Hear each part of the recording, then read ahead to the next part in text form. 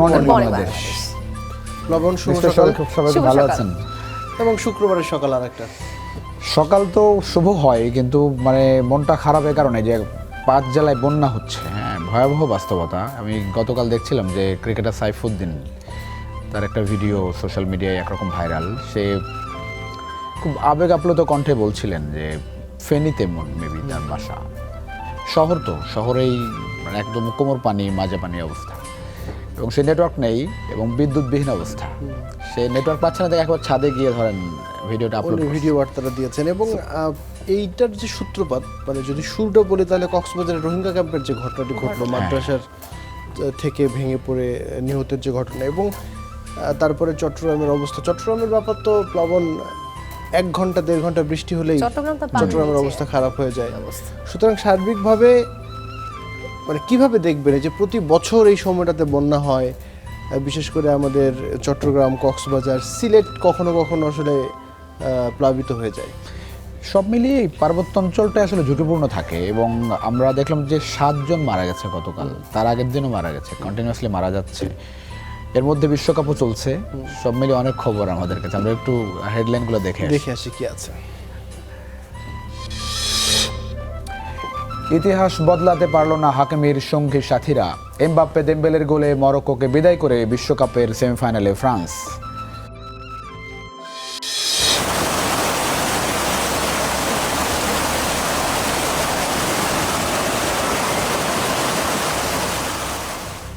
বন্যায় ভাসছে 5 জেলা, পানিবন্দী লাখো মানুষের প্রাণ বাঁচানোর লড়াই। বান্দরবান, কক্সবাজারে পাহাড় ধসে ঝরল আরো 7 প্রাণ।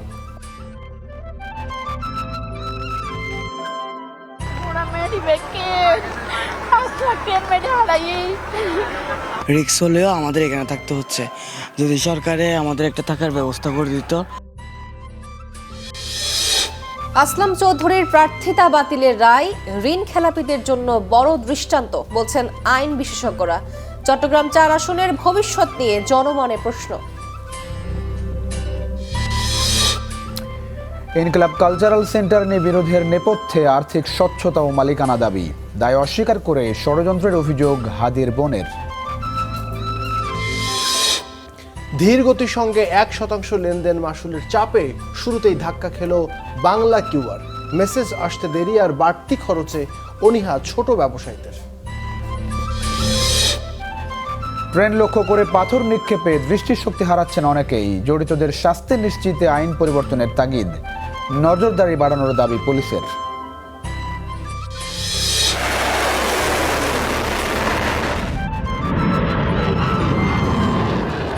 সমঝোতা চুক্তির পরও ইরানের বিভিন্ন স্থানে যুক্তরাষ্ট্রের নজিরবিহীন হামলা, পাল্টা জবাব তেহরানের।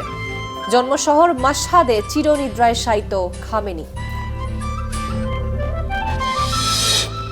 গোল করে প্রতিপক্ষের রক্ষণ ভাঙার ওস্তাদ এরলিং হালান্ড এবার বড় পর্দায় পা রাখতে চলেছেন সিনেমার দুনিয়ায়।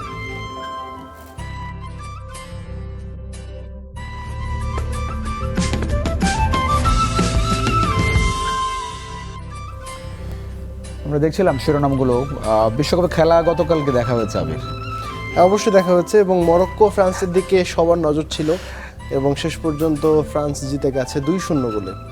আমি অবশ্য সেকেন্ড হাফের শুরু পর্যন্ত দেখছিলাম, তখন আসলে গোল হয়নি। আচ্ছা, তবে অনেকে একটা বিষয় বলছিলেন, আমি সোশ্যাল মিডিয়াতে বিভিন্ন পোস্ট দেখছিলাম প্লাবন, যে খুব কম দলই, অনেকে লিখছিল যে 0-2 গোলে পিছিয়ে থাকার পরেও জিততে পারে যদি তাদের কাছে ফিফার আশীর্বাদ না থাকে। বোধহয় আর্জেন্টিনার জয় নিয়ে এখনো এই আলোচনা সমালোচনা চলছে। এবং আমি দেখছিলাম যে বাংলাদেশে যেরকম নির্বাচনের পরে নির্বাচন কমিশন সবসময় বলে যে নির্বাচন সুষ্ঠু হয়েছে, ফিফাও কিন্তু চেষ্টা করছে যে কোথাও কোনো ঝামেলা হয়। আচ্ছা, আমাদের কাছে আরো খেলা নিউজ আছে, আমরা দেখে আসি। খেলার খবর দিয়ে শুরু করতে চাই। দর্শক, এবার ফুটবল 2026 এর সংবাদ।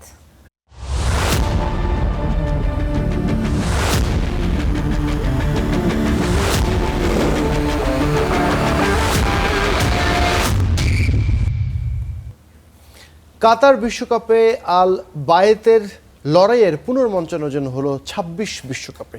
বৃহস্পতিবার বস্টনের জিলেট স্টেডিয়ামে সেমিফাইনালে ওঠার লড়াইয়ে মরক্কোকে 2-0 গোলে হারিয়েছে ফ্রান্স। প্রথমার্ধ পেনাল্টি মিস করলেও দ্বিতীয়ার্ধে কিলিয়ান এমবাপ্পের গোলে প্রথম লিড পায় ফ্রান্স। ম্যাচের বাকি গল্প শোনাচ্ছেন ইয়াসির আরাফাত সবুজ। কিলিয়ান এমবাপ্পে গোল করতেই মরক্কোর সব ফুটবলার ঘিরে ধরলেন রেফারিকে। গোলের ঠিক আগ মুহূর্তেই ফ্রান্সের এক ফুটবলারের হাতে বল লেগেছিল। আশরাফ হাকিমি রেফারিকে সেটাই বোঝানোর চেষ্টা করছিলেন। মরক্কোর ফুটবলারদের মনে হয়তো প্রশ্ন জেগেছিল, মিশরের গোল বাতিল হলে ফ্রান্সের কেন নয়। তবে আর্জেন্টাইন রেফারি তেলো ফিগুয়েরোয়া শুনলেন না মরক্কোর ফুটবলারদের আবদার। এমবাপ্পে গোল করে স্বস্তি এনে দিয়েছিলেন ফ্রান্সকে। তবে এমবাপ্পে পড়েছেন অস্বস্তিতে। মরক্কোর ফুটবলারের ট্যাকল খেয়ে মাটিতে শুয়ে করেছেন চিৎকার। এরপর খেলা চলাকালীনই হঠাৎ বসে পড়েন মাঠে। বুঝে গেছেন আর সম্ভব নয়, বিশ্বকাপ জিততে হলে সামনে আরও 2 ম্যাচ। তবে এমবাপ্পে বড় কোনো ইনজুরিতে পড়লে কপালে চিন্তার ভাঁজ পড়বে ফরাসি সমর্থকদের। গোল করার আগে এমবাপ্পে যেন হাজির হয়েছিলেন লিওনেল মেসি হয়ে। প্রথমার্ধেই গোলের সুযোগ পেয়েছিলেন রিয়াল তারকা। ডি বক্সে তাকেই ফাউল করে মরক্কান ডিফেন্ডার। তবে স্পট কিক এমবাপ্পে তুলে দেন ইয়াসিন বোনোর হাতে। পেনাল্টি মিস করলেও মেসির মতোই ঘুরে দাঁড়িয়েছিলেন এমবাপ্পে।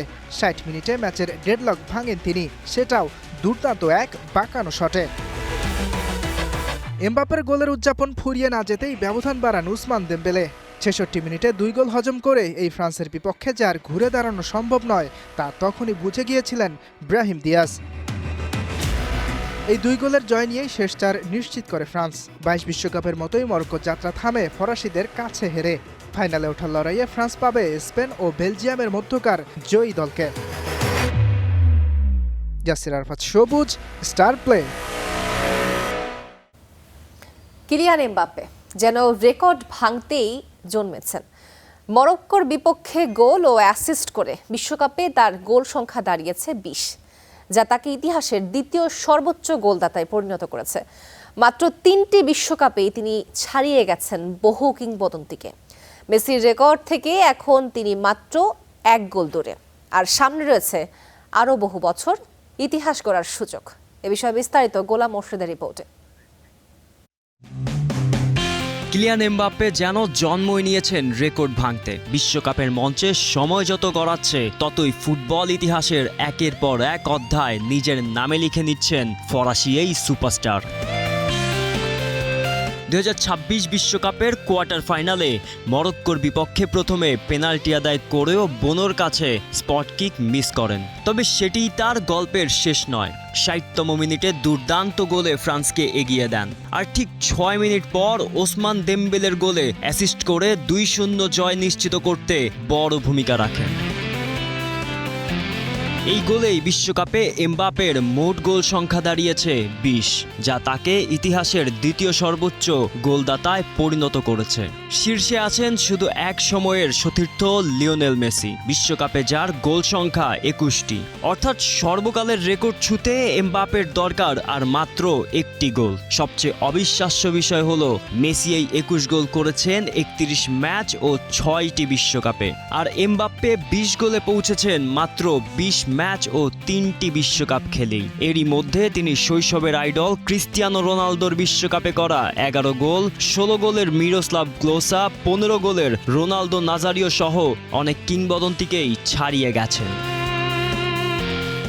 মরক্কোর বিপক্ষে ম্যাচটি ছিল বিশ্বকাপে এমবাপ্পের 20তম ম্যাচ। এর মাধ্যমে তিনি হুগো লরিসের পাশে যৌথভাবে ফ্রান্সের হয়ে বিশ্বকাপে সর্বাধিক ম্যাচ খেলার রেকর্ড গড়েছেন। অথচ তার বয়স এখন মাত্র 27 বছর। নকআউট পর্বে সর্বোচ্চ 12 গোল, টানা 2 বিশ্বকাপে 8 বা তার বেশি গোল। চলতি আসরে 8 গোল নিয়ে গোল্ডেন বুটের যৌথ শীর্ষস্থান। সব মিলিয়ে রেকর্ড যেন এখন তার প্রতিদিনেরই সঙ্গী। মেসির এটি শেষ বিশ্বকাপ। অন্যদিকে এমবাপ্পের সামনে পড়ে আছে আরও অন্তত 2টি বিশ্বকাপ খেলার সুযোগ। যে গতিতে তিনি ছুটছেন তাতে শুধু মেসির রেকর্ড নয়, বিশ্ব ফুটবলের প্রায় সব বড় অর্জনই যেন সময়ের অপেক্ষা। তার গল্পটা এখন আর শুধু একজন গোলদাতার নয়, সর্বকালের অন্যতম সেরা কিংবদন্তি হয়ে ওঠার। গোলাম মোর্শেদ, স্টার প্লে। বিশ্বকাপের শেষ 16 মিশরের বিপক্ষে আর্জেন্টিনার জয়কে রীতিমতো ডাকাতি বলছেন নিউ ইয়র্ক সিটির মেয়র জোহরান মামদানি। নিউ ইয়র্কবাসীর জন্য next stop better buses ফাস্টার service কর্মসূচি নিয়ে কথা বলার সময় বিশ্বকাপের আলোচিত এই ম্যাচটি নিয়ে কথা বলেন তিনি। বিস্তারিত ইয়াসির আরাফাত সবুজের রিপোর্টে। মিশরের বিপক্ষে ডাকাতি করা হয়েছে। আপনার যদি সময় বাঁচে তাহলে আপনি এসব নিয়ে গল্প করতে পারবেন। আর্জেন্টাইন ফ্যানদের দাবি, যারা ফুটবল বোঝে না তারাই মিশর ও আর্জেন্টিনার ম্যাচের রেফারিং নিয়ে প্রশ্ন তুলছে। তাহলে কি নিউ ইয়র্ক সিটির মেয়র জোহরান মামদানিরও ফুটবল সম্পর্কে জ্ঞান কম? পাবলিক অনুষ্ঠানে তিনি সরাসরি মন্তব্য করলেন, আর্জেন্টিনার বিপক্ষে ম্যাচে ডাকাতি করা হয়েছে।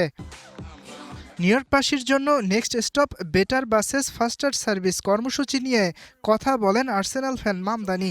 দ্রুত বাস সেবা কীভাবে দৈনিক যাতায়াতে সাধারণ মানুষের মূল্যবান সময় বাঁচাতে পারে সেটি বুঝিয়ে বলছিলেন তিনি। আর এ সময় মামদানি মিশরের পরাজয়ের প্রসঙ্গটি টেনে আনেন। এই বাস সার্ভিসের মাধ্যমে প্রতিদিন 6 মিনিট করে বাঁচবে সবার। এই 6 মিনিটে মেয়র নিজে কি করবেন সেই প্রশ্ন করা হয়। সেখানেও রসিকতা করতে ভোলেননি তিনি। জানান এই সময় তিনি রিপ্লাই দেখবেন কিভাবে ভিআর এর মাধ্যমে মিশরের সাথে ডাকাতি করা হয়েছে।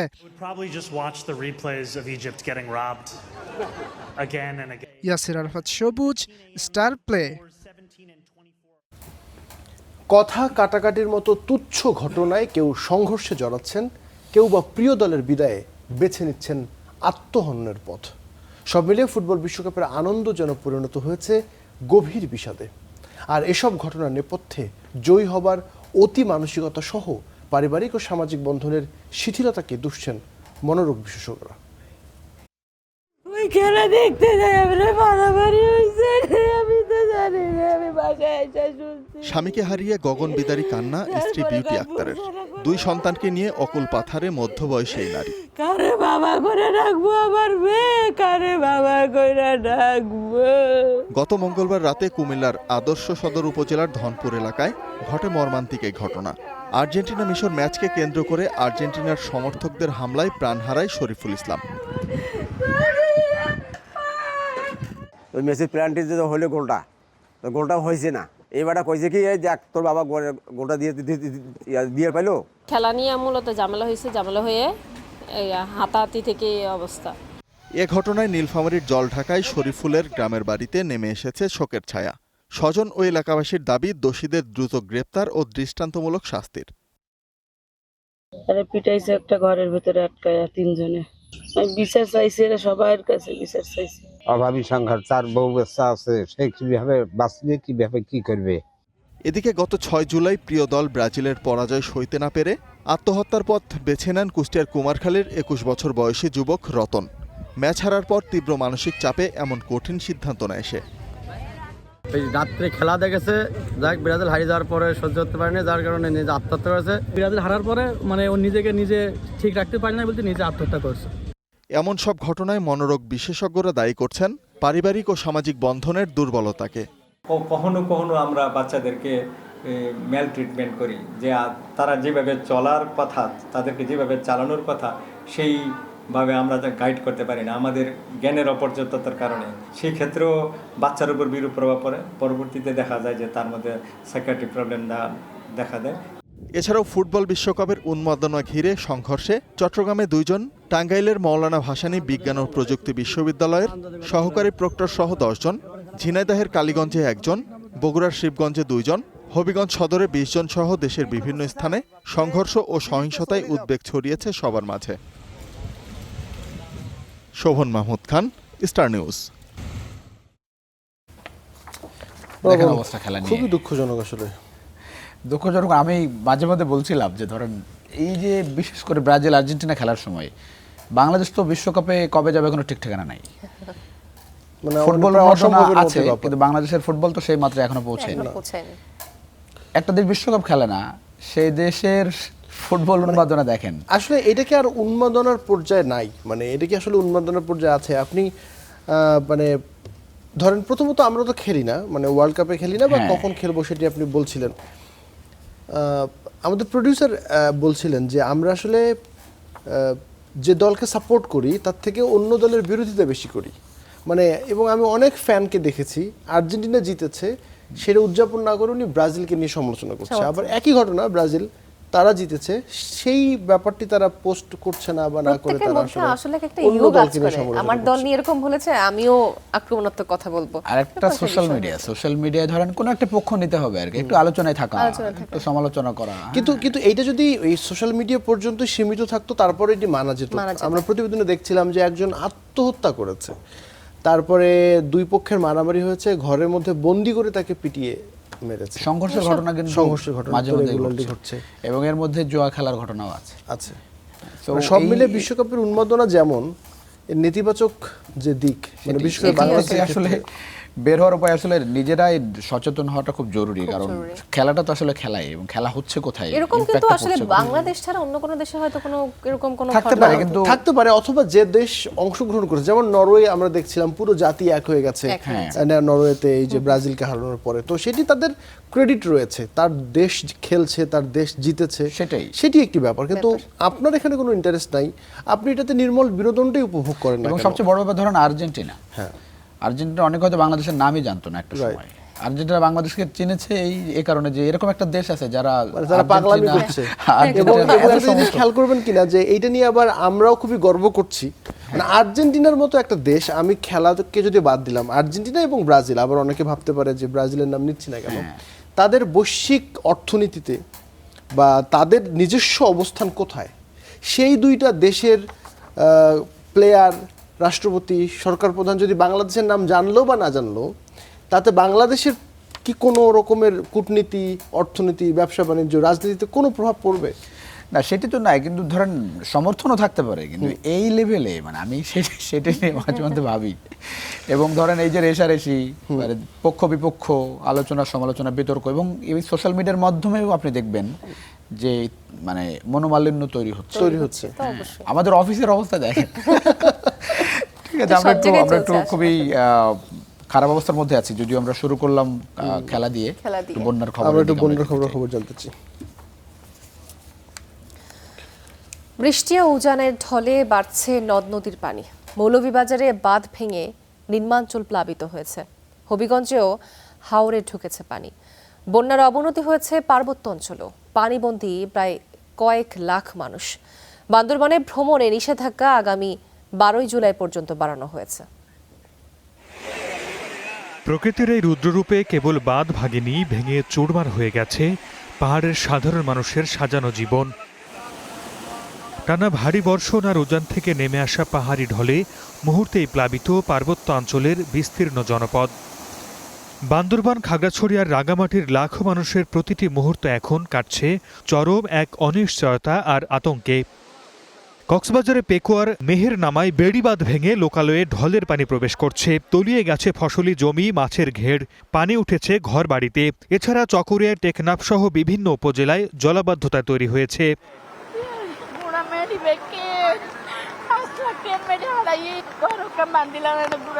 এখন মনে করুন আর কিছুক্ষণ পরে মানুষের বাড়ি ঘরে পানি ঢুকবে, আর গরম বাদ অলরেডি পানি ঢুকবে। খাগড়াছড়িতে ২,৫০০-এর বেশি মানুষ পানিবন্দী, সবচেয়ে বেশি দীঘিনালা উপজেলায়। আশ্রয়কেন্দ্রে উঠেছে ১,০০০-এর বেশি মানুষ। এদিকে দীঘিনালা বিদ্যুৎ উপকেন্দ্রে পানি ওঠায় বন্ধ রাখা হয়েছে পুরো উপজেলার বিদ্যুৎ সংযোগ। বন্ধ আছে রাঙামাটির বাঘাইছড়ি ও লঙ্গদুর বিদ্যুৎ সরবরাহ। অবনতি হয়েছে বান্দরবানের বন্যা পরিস্থিতি। ঘরবাড়ি ছেড়ে আশ্রয়ের কেন্দ্রে ঠাঁই নিয়েছে ৫,০০০-এর বেশি মানুষ। এদিকে বৈরী আবহাওয়ার কারণে জেলার সব পর্যটন কেন্দ্র বন্ধ এবং ভ্রমণে নিষেধাজ্ঞা আগামী 12 জুলাই পর্যন্ত বৃদ্ধি করা হয়েছে। বৃষ্টিপাত অব্যাহত থাকায় রাঙামাটির বাঘাইছড়িতে কাঁচালাং নদীর পানি বৃদ্ধি পেয়ে নিম্নাঞ্চল প্লাবিত হয়েছে। এতে পানিবন্দী ৩০ গ্রামের কয়েক হাজার পরিবার। জেলার ৪০টি আশ্রয়কেন্দ্রে ঠাঁই হয়েছে ৪,১৬৬ জন মানুষের। কয়েকটি সড়কে যান চলাচল বন্ধ। আটকা আছে সাজেকে ঘুরতে আসা ৫ শতাধিক পর্যটক। বন্ধ আছে জেলার সব প্রাথমিক বিদ্যালয়। সর্বশেষ আমাদের ঘরে ২০০৭ সালে পানি উঠছে, এখন আবার এই যে ২০২৬ সালে উঠলো, মানে এখনো পানি ঘরে পানি। বাঘাইছড়ি বন্যার যেই রেকর্ড ছিল, সেই রেকর্ডের চেয়ে এখন পর্যন্ত পানির পরিমাণ বেশি মনে করছি আমরা। বৃষ্টি না থাকায় চট্টগ্রামে কমতে শুরু করেছে পানি, তবে এখনও নিমজ্জিত শহরের বিভিন্ন এলাকা। বাড়িঘরে পানি ওঠায় দুর্বিষহ ভোগান্তিতে স্থানীয়রা। চট্টগ্রাম কক্সবাজার মহাসড়কের চন্দনাইশ পয়েন্টে পানি ওঠায় ব্যাহত যান চলাচল। মৌলভীবাজারে ধলাই নদীর পাড় ভেঙে পানি ঢুকছে লোকালয়ে। বিপদসীমার উপর দিয়ে প্রবাহিত হচ্ছে মনু নদ এবং ধলাই নদীর পানি। প্রস্তুত রাখা হয়েছে আশ্রয় কেন্দ্র। পাহাড়ি ঢলে পানি বাড়ছে হবিগঞ্জের নদ নদীর। খোয়াই ও কুশিয়ারা নদীর পানি বিপদসীমার ওপর দিয়ে প্রবাহিত হচ্ছে। বিভিন্ন স্থানে দেখা দিয়েছে নদী ভাঙন। সুনামগঞ্জে প্লাবিত হয়েছে নিম্নাঞ্চল। পানি উঠে বন্ধ হয়ে গেছে সুনামগঞ্জ তাহিরপুর সড়ক যোগাযোগ। সর্দার মোহাম্মদ আরিফ, স্টার নিউজ। এদিকে বৃষ্টিতে পাহাড় ধসে থামছে না প্রাণহানি। কক্সবাজার ও বান্দরবানে মারা গেছে আরও 7 জন। এর মধ্যে বান্দরবানে রয়েছে 5 জন। এ নিয়ে গত 4 দিনে 5 জেলায় প্রাণহানি বেড়ে দাঁড়ালো 30 জনে। টানা ভারী বৃষ্টিতে একের পর এক ধসছে পাহাড়, তার সাথে বাড়ছে প্রাণহানি। ভোরে বান্দরবানের লামার আজিজনগর এলাকায় 2টি পাহাড় ধসে মারা গেছে 2 পরিবারের 5 জন। অতিবৃষ্টির কারণে গাছগাছালা সহ পাহাড় ভেঙে এসে 2 পরিবারের, একই পরিবারের স্বামী স্ত্রী এবং সন্তান 3 জন নিহত। বিল্ডিং এর ওয়াল ভেঙে বিল্ডিং এর চাবার তলে নিচে পড়ে যায়। পরবর্তীতে দেখি স্বামী স্ত্রী 2 জনেরই আমরা মৃতদেহ উদ্ধার করি। প্রায় একই সময়ে কক্সবাজারের চকরিয়ায় পাহাড় ধসে প্রাণ যায় 2 জনের। এ নিয়ে গত 4 দিনে মারা গেছে অন্তত 26 জন। এর মধ্যে মৃত্যু বেশি কক্সবাজারেই। বৃষ্টি হলে বয়ে হাজ করে তুয়ানো গদুয়ার উড়ে নি যাগই বাই যাগই। ভারী বৃষ্টি হইলে পাহাড় ভাঙে। রাস্তাতে থাকতে পারবো না, আমাদের বাসায় থাকতে হচ্ছে। রিক্স হলেও আমাদের এখানে থাকতে হচ্ছে। যদি সরকারে আমাদের একটা থাকার ব্যবস্থা করে দিত তাহলে অবশ্যই এটা আমরা ছেড়ে ওখানে চলে যেতাম। এত দুর্ঘটনা প্রাণহানির পরও পাহাড়ের পাদদেশে বসবাস করছে অনেকে। ঝুঁকিপূর্ণ বসতিদের সরে যেতে মাইকিং করছে প্রশাসন। চাল পর্যাপ্ত আছে, আমার মনে হয় কিছু আর্থিক সাহায্য করতে পারলে সুবিধা হবে, এগুলো দিচ্ছে। এবং এটা যে স্থায়ী সমাধান, এই জন্য আমাদের সরকার, আমাদের পার্বত্য চট্টগ্রাম বিষয়ক মন্ত্রণালয় ঐকান্তিক প্রচেষ্টায় কাজ করছে। ইনশাল্লাহ আমরা এই অঞ্চলের সকল সমস্যা দূর করে এই অঞ্চলের মানুষের জীবনমান উন্নয়নে আমরা সচেষ্ট থাকব। পাহাড় কাটায় জড়িতদের বিরুদ্ধেও ব্যবস্থা নেওয়ার আশ্বাস দিয়েছেন প্রতিমন্ত্রী। Hasibur Rahman, star news. রিপোর্টে দেখছিলাম বৈরী আবহাওয়ায় গত 4 দিনে 5 জেলায় প্রায় 30 জন মানুষের মৃত্যু হয়েছে। এ নিয়ে আমরা বিস্তারিত জানতে চাই, বিশেষ করে আজকের এই শুক্রবারের সকালের খবরাখবর জানতে চাই। বিস্তারিত জানানোর জন্য বান্দরবান থেকে আকাশ মার্মা, খাগড়াছড়ি থেকে আক্তার হোসেন এবং কক্সবাজার থেকে মুহিবুল্লাহ মুহিব আমাদের সঙ্গে যুক্ত হয়েছেন। শুরুতে যাচ্ছি খাগড়াছড়িতে, যেখান থেকে যুক্ত হবেন আক্তার হোসেন। আক্তার, নিশ্চয়ই শুনতে পাচ্ছেন। খাগড়াছড়ির অবস্থা জানাবেন আজকে সকালবেলা কি অবস্থা? পাহাড় ধসের সংখ্যা আজও রয়েছে কিনা, বা এর আগে গত 2 দিনে ঘটেছে কিনা, নতুন করে মৃত্যুর সংখ্যা বেড়েছে কিনা, সব মিলিয়ে কি অবস্থা, ভোগান্তির চিত্র তুলে ধরবেন।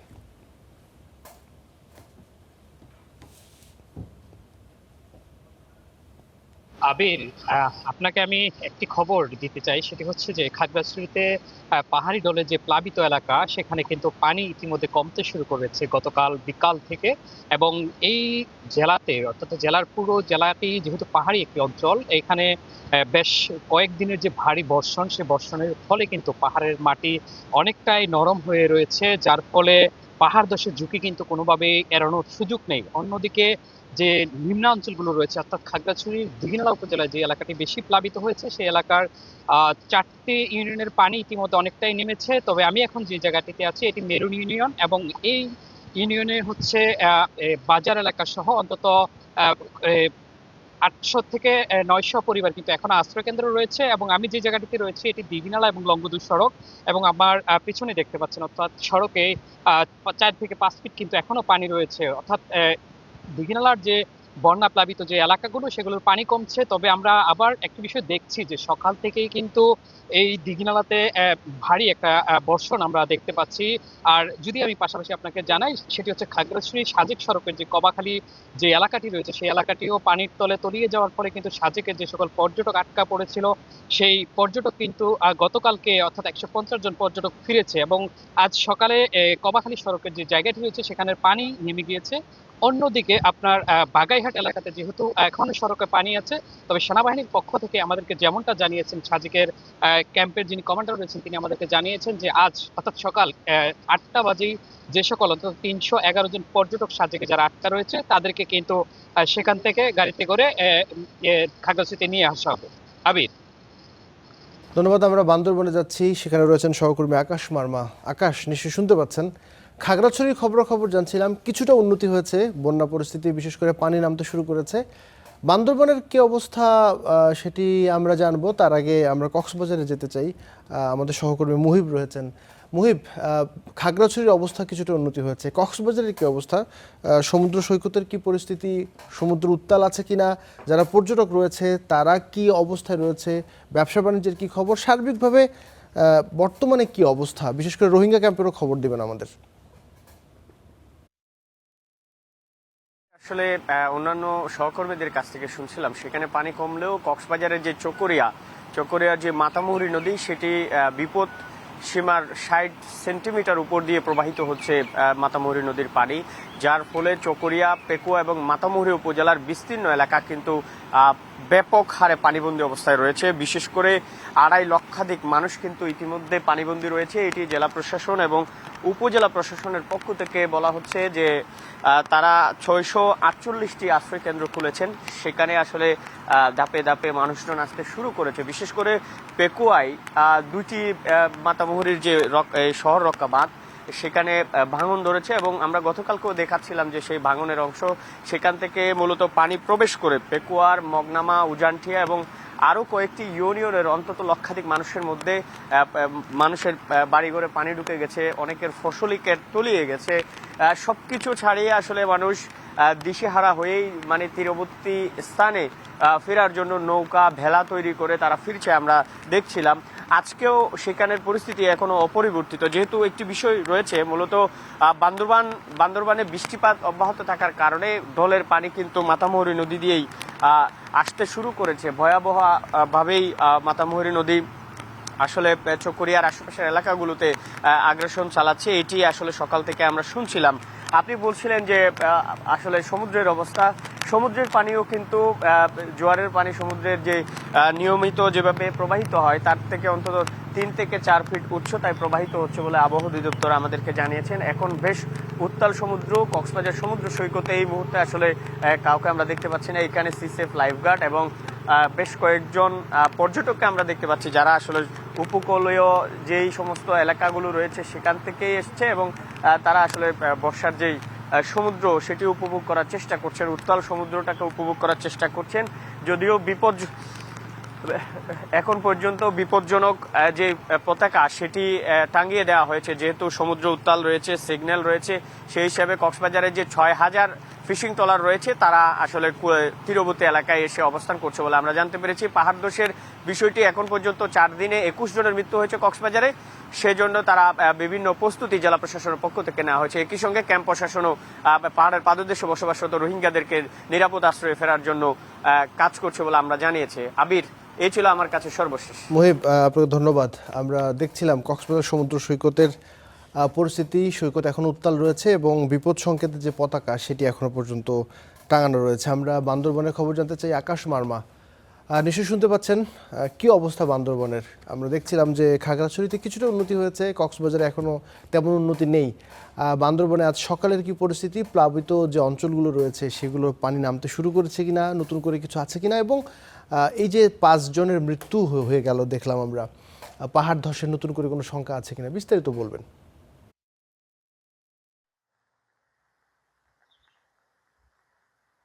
ধন্যবাদ আবির, শুভ সকাল।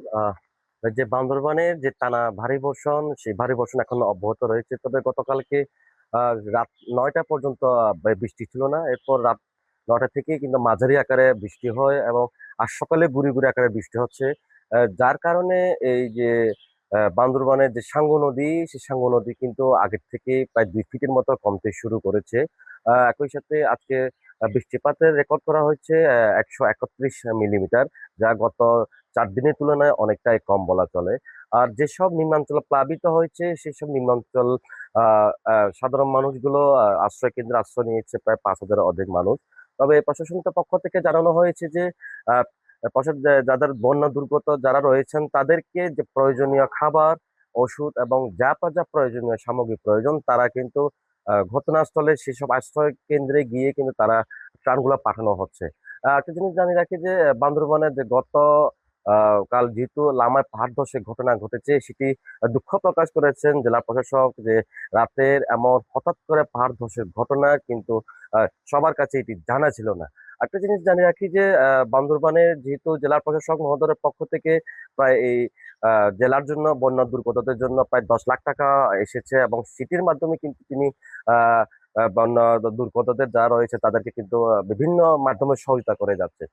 বান্দরবানের সবচেয়ে মিলে বলা চলে যে এখনো পর্যন্ত কোনো হতাহতের ঘটনা নেই, এবং গতকাল ছাড়া আজকে মোটামুটি পানি কমতে শুরু করেছে। বাড়িঘরগুলো আস্তে আস্তে পানি নামার কারণে কিন্তু বাড়িগুলো দেখা যাচ্ছে। বলা চলে যে বান্দরবানে প্রায় যে ভারী বর্ষণ, সে ভারী বর্ষণে কিছুটা অবনতি হয়েছে বলে আমরা দেখেছি। আবির। ধন্যবাদ আকাশ। আমরা কক্সবাজার এবং একই সাথে বান্দরবান এবং খাগড়াছড়ির খবর জানছিলাম।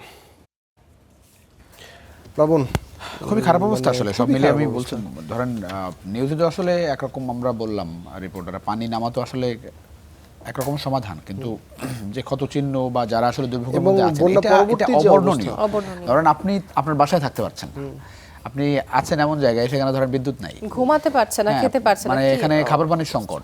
প্রশাসন কতটা করতে পারে তো আপনি জানেন। এবং যাদের পাহাড়ে বসবাস এখনো বসবাস করছেন, তারা তো আসলে মানে কখন তাদের মৃত্যু হবে তারা তো কখন আসলে জানেন পাহাড় না। ধসে যাবে, ধসে এবং যাবে। তাদের So, বিকল্প যে অন্য কোনো স্থান তাদেরকে নিয়ে যাওয়া, সেটির কোনো সুযোগ নেই। প্রশাসন সতর্ক করছে, সেটি এই পর্যন্তই থেকে এই পর্যন্ত থেকে যাচ্ছে, প্রতিবার কোথায় একই যাবে? চিত্র। হ্যাঁ, তো সেই জায়গাটাই প্রশাসনের আরো মানে নজরদারি তো আছে, কিন্তু এই পুনর্বাসনের জায়গাটা করা উচিত। আমি গতকাল একটা নিউজে দেখছিলাম যে সরকারের পক্ষ থেকে, হয়তো প্রশাসনের পক্ষ থেকে বলা হয়েছে যে ঝুঁকিপূর্ণ অবস্থায় যারা বসবাস করছেন তাদের পুনর্বাসনের ব্যবস্থা সরকার করবে, ঘর বাড়ি করে দেবে আর কি। সেটি যদি হয় তাহলে তো খুবই ভালো। খুবই ভালো, হ্যাঁ। কিন্তু এই যে পাহাড় খেকো যারা পাহাড় যারা কাটছে, যাদের কারণে পাহাড় আরো বেশি ঝুঁকিপূর্ণ হচ্ছে, তাদের বিরুদ্ধে কোনো ব্যবস্থা চোখে পড়ে আপনার? না, এবং এটা প্রত্যেক সরকারের সময় কিন্তু একই রকম আমরা চিত্র দেখি। ব্যবসা হয় বিশেষ করে পাহাড় খেকো, এমনকি নদীর যে বালু উত্তোলন, এই যে নদীর যে নাব্যতা নষ্ট হয়ে যাচ্ছে, কোন রকমের কোনো উদ্যোগ নেই, কোন রকম একের পর এক আমরা প্রতি বছর আমরা আসলে পাহাড় ধস দেখছি, মৃত্যু দেখছি, এবং এই বন্যা হলে আসলে ভয়াবহ বাস্তবতার মধ্যে দিয়ে পুরো পার্বত্য অঞ্চল কিন্তু পড়ে। বৃষ্টি কিন্তু আরো আজকে শুক্রবার, শনিবার পর্যন্ত পূর্বাভাস আছে, পূর্বাভাস রয়েছে বৃষ্টির। হ্যাঁ, তো আমরা ধরেন পার্বত্য অঞ্চল বলছি, পার্বত্য অঞ্চলের বাইরেও এই যে ফেনীর কথা বললাম, বেশ কয়েক জায়গায় শহরাঞ্চলে পানি। এমনকি ভোলার কথাও যদি বলি, ভোলারও বলেন, কিন্তু একই রকম অবস্থা ভালো না। আমাদের আরো কিছু প্রতিবেদন আছে, আমরা দেখে আসি।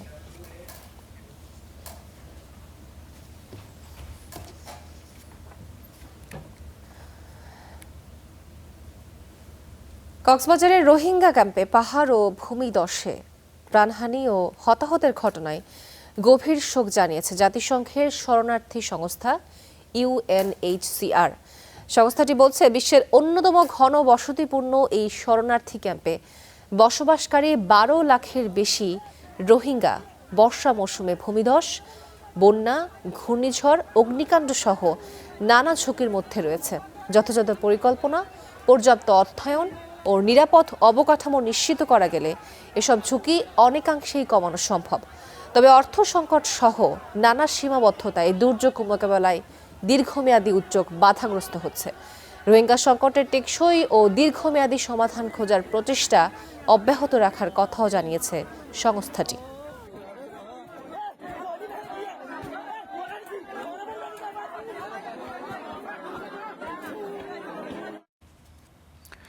টানা বৃষ্টি ও উজানের ঢলে বাড়ছে নদ নদীর পানি। এরই মধ্যে সাঙ্গু, মাতামুহুরী, ধলাই, খোয়াই সহ 6 নদীর পানি 10 পয়েন্টে বইছে বিপদসীমার উপরে। এদিকে আবহাওয়া অধিদপ্তর জানিয়েছে আগামী 2 দিন অব্যাহত থাকবে বৃষ্টিপাত। শুক্রবারের পর দক্ষিণ অঞ্চলে কমতে পারে বৃষ্টি, তবে বাড়বে উত্তরে। কোথাও কোথাও রয়েছে অতি ভারী বর্ষণেরও পূর্বাভাস। আবহাওয়া অধিদপ্তর বলছে, শনিবারের পর সারা দেশে বৃষ্টি কমে এলেও রাজধানীতে 2 দিন বাড়বে এর তীব্রতা। এই যে চলমান বৃষ্টি, এটা আপনার 11 তারিখ 12 তারিখ পর্যন্ত কন্টিনিউ করবে। অর্থাৎ আজকে হচ্ছে আপনার 9 তারিখ, আরও 72 ঘন্টা ধরেন, আর তারপরে বৃষ্টি অনেকটা কমে যাবে। সেই সময় যে বৃষ্টিটা থাকবে কিছুটা উত্তর পূর্ব অঞ্চলে, অর্থাৎ সিলেট, ময়মনসিংহ দিকে, অন্য জায়গায় বৃষ্টি অনেকটা কমে যাবে। আর চট্টগ্রামের যে বৃষ্টি, এটাও আমরা আশা করি কালকে থেকে আর পরিমাণগত কমে যাবে, যেখানে অনেক ব্যাপক বৃষ্টি হতো 300 না হয় হয়তো 100-150 এরকম বৃষ্টি হবে। এদিকে বন্যা পূর্বাভাস কেন্দ্রে জানিয়েছে বৃহস্পতিবার দুপুর পর্যন্ত 6টি নদীর 10টি পয়েন্টে পানি ছিল বিপদসীমার উপরে। এ ধারা অব্যাহত থাকতে পারে বলেও সতর্ক করা হয়েছে। 2 ঘন্টা পর্যন্ত দক্ষিণ পূর্বাঞ্চলীয় বান্দরবান ও কক্সবাজার জেলায় বন্যা পরিস্থিতি বিরাজ করতে পারে এবং একই সাথে আরও 3টি জেলা ফেনী, চট্টগ্রাম এবং খাগড়াছড়ি জেলার কিছু জায়গাতে বন্যা পরিস্থিতি উদ্ভব হতে পারে এবং মৌলভীবাজার এবং হবিগঞ্জ জেলারও নিম্নাঞ্চলের বন্যা পরিস্থিতি প্রায় অপরিবর্তিত থাকতে পারে।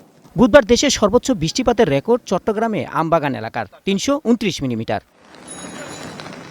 Rahman Faiz, Star News, Dhaka.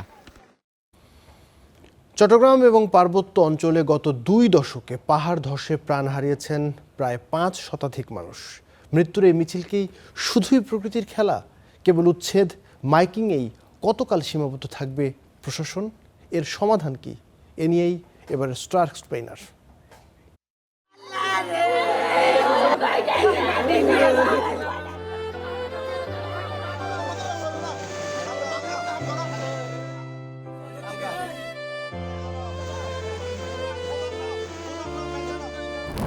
টানা 3 দিন ধরে অবিরাম বৃষ্টি। শীতল পরিবেশে শান্তিতে ঘুমাচ্ছেন একটি পরিবারের বাবা, মা, ছেলে, মেয়ে। হঠাৎ বিকট শব্দ, আর মাত্র 3 সেকেন্ডে একটা আস্ত পাহাড় ধসে পড়ল ঘরের ওপর। ভাবছেন এটা কোনো সিনেমার গল্প?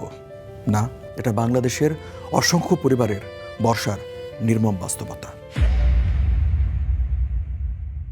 চট্টগ্রাম বিশ্ববিদ্যালয়ের ভূগোল বিভাগের একটি গবেষণা বলছে 1970 সাল থেকে 2024 সাল পর্যন্ত পাহাড় ধসে সারা দেশে প্রাণ গেছে 736 জনের, যার সিংহভাগ চট্টগ্রাম অঞ্চলে। এই ইতিহাসে 2 বছর কালো অক্ষরে লেখা।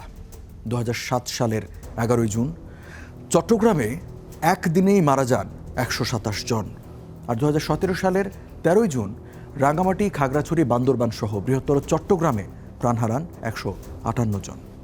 শুধু পার্বত্য চট্টগ্রাম অঞ্চলে গত 2 দশকে পাহাড় ধসে মারা গেছেন 500-রও বেশি মানুষ। আর এখন 2026 সালের বর্ষা মৌসুম। সোমবার থেকে বুধবার মাত্র 3 দিনে কক্সবাজার, চট্টগ্রাম আর রাঙ্গামাটি মিলিয়ে এ পর্যন্ত মারা গেছেন 30 জন। এখন প্রশ্ন হচ্ছে, পাহাড়গুলো হঠাৎ এভাবে ভেঙে পড়ছে কেন? এটা কি শুধুই প্রাকৃতিক খেলা, নাকি এর পেছনে লুকিয়ে আছে বড় কোনো অপরাধ সূত্র? বিজ্ঞান বলছে চট্টগ্রাম ও পার্বত্য অঞ্চলের পাহাড়ের মাটি মূলত নরম বেলে মাটি। যখন টানা বৃষ্টি হয় এই মাটি স্পঞ্জের মতো পানি শোষণ করে ভারী হয়ে যায়। এক পর্যায়ে নিজের ওজন ধরে রাখতে না পেরে ধসে পড়ে। এটা প্রাকৃতিক কারণ। আসল দোষী কিন্তু মানুষের লোভ। পাহাড় কেটে সমতল করা, নির্বিচারে গাছ কেটে ফেলা এবং কোনো সয়েল টেস্ট ছাড়াই পাহাড়ের খাড়া ঢালে ঝুঁকিপূর্ণ ঘরবাড়ি বানানো বড় কারণ। সাধারণ ভাবনা এমন যে গাছ লাগালেই পাহাড় ধস কমবে, কিন্তু বিশেষজ্ঞরা বলছেন পার্বত্য চট্টগ্রামে বাণিজ্যিকভাবে যে সেগুন বাগান করা হয়েছে তা উপকারের চেয়ে ক্ষতি বেশি করছে। সেগুন গাছের নিচে কোনো ছোট ঘাস বা গুল্ম জন্মাতে পারে না, ফলে বৃষ্টি হলে মাটি উল্টো আরও দ্রুত ধুয়ে মুছে সাফ হয়ে যায়। এই সংকটের একটি চমৎকার বৈজ্ঞানিক সমাধান কিন্তু আছে, বিন্না ঘাস বা ভ্যাটিভার গ্রাস। বুয়েটের গবেষণায় দেখা গেছে যে এই ঘাসের শিকড় প্রায় 10 থেকে 14 ফুট মাটির গভীরে গিয়ে মাটিকে ইস্পাতের মতো শক্ত জালের মতন আঁকড়ে ধরে। থাইল্যান্ড বা ভিয়েতনামের মতো দেশ এই প্রযুক্তি ব্যবহার করে পাহাড় ধস ঠেকিয়ে দিয়েছে। প্রতি বছর বর্ষা এলে মাইকিং হয়, উচ্ছেদ অভিযান হয়, বান্দরবান বা কক্সবাজারে শতাধিক আশ্রয় কেন্দ্র খোলা হয়, কিন্তু কাজের কাজ কি কিছু হয়? যাদের উচ্ছেদ করা হচ্ছে তাদের পুনর্বাসনের কোনো দীর্ঘমেয়াদী রোডম্যাপ নেই। বহু আগে পাহাড় ব্যবস্থাপনা কমিটি 36টি সুনির্দিষ্ট সুপারিশ করেছিল। 2026 সাল আজ, তার কয়টি বাস্তবায়িত হয়েছে? খুবই সামান্য।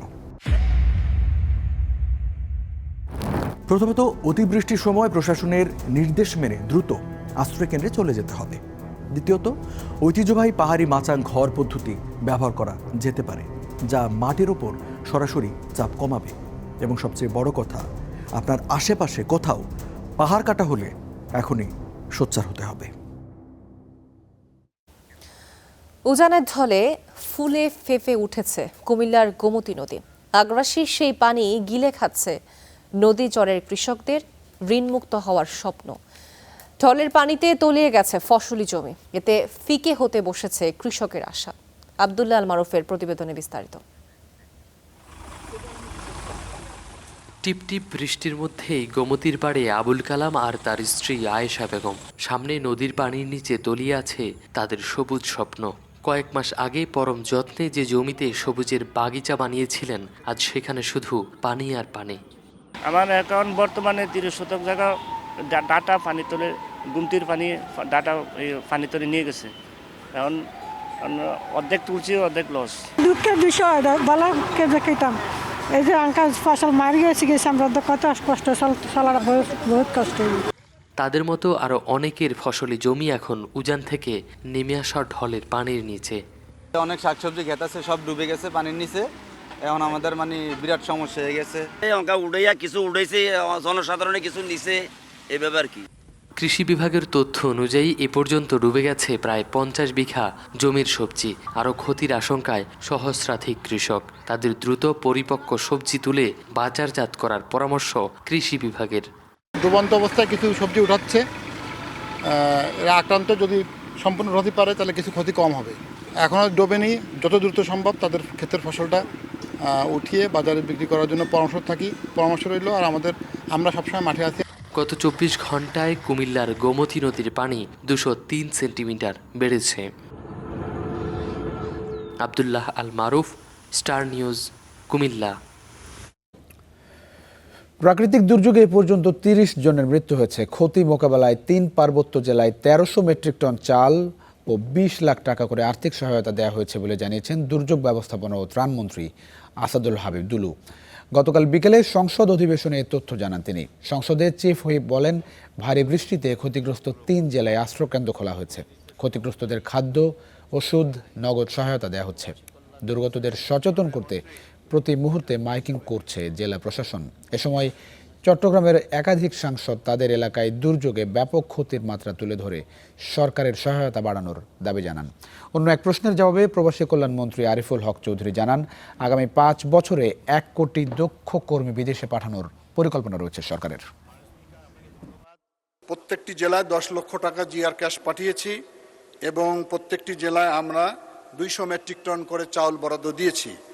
আজকে আবার আমরা আমাদের মন্ত্রণালয় থেকে 25 লক্ষ টাকা চট্টগ্রামে, 20 লক্ষ টাকা কক্সবাজারে, 10 লক্ষ টাকা রাঙ্গামাটিতে, 10 লক্ষ টাকা খাগড়াছড়িতে, 10 লক্ষ টাকা বান্দরবনে দিয়েছি।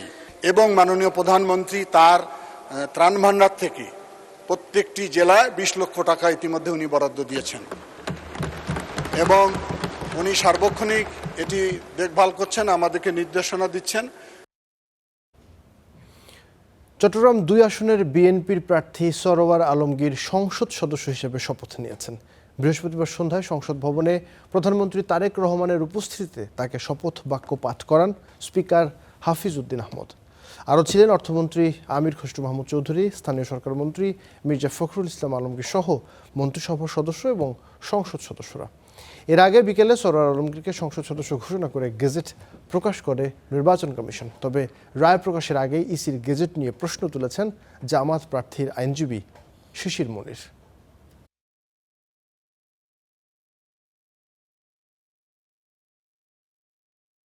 এটা আইনজীবীর সার্টিফিকেট পেয়ে এই কাজ করতে পারেন, যেখানে একটা হটলি কন্টেস্টেড ম্যাটার, হাইকোর্টের রায় বের হবে, হাইকোর্টের রায়ের বিরুদ্ধে বিবাদমান পক্ষ আপিল করবে, এর আগেই এই মামলার কার্যকারিতা নষ্ট করে দিচ্ছেন।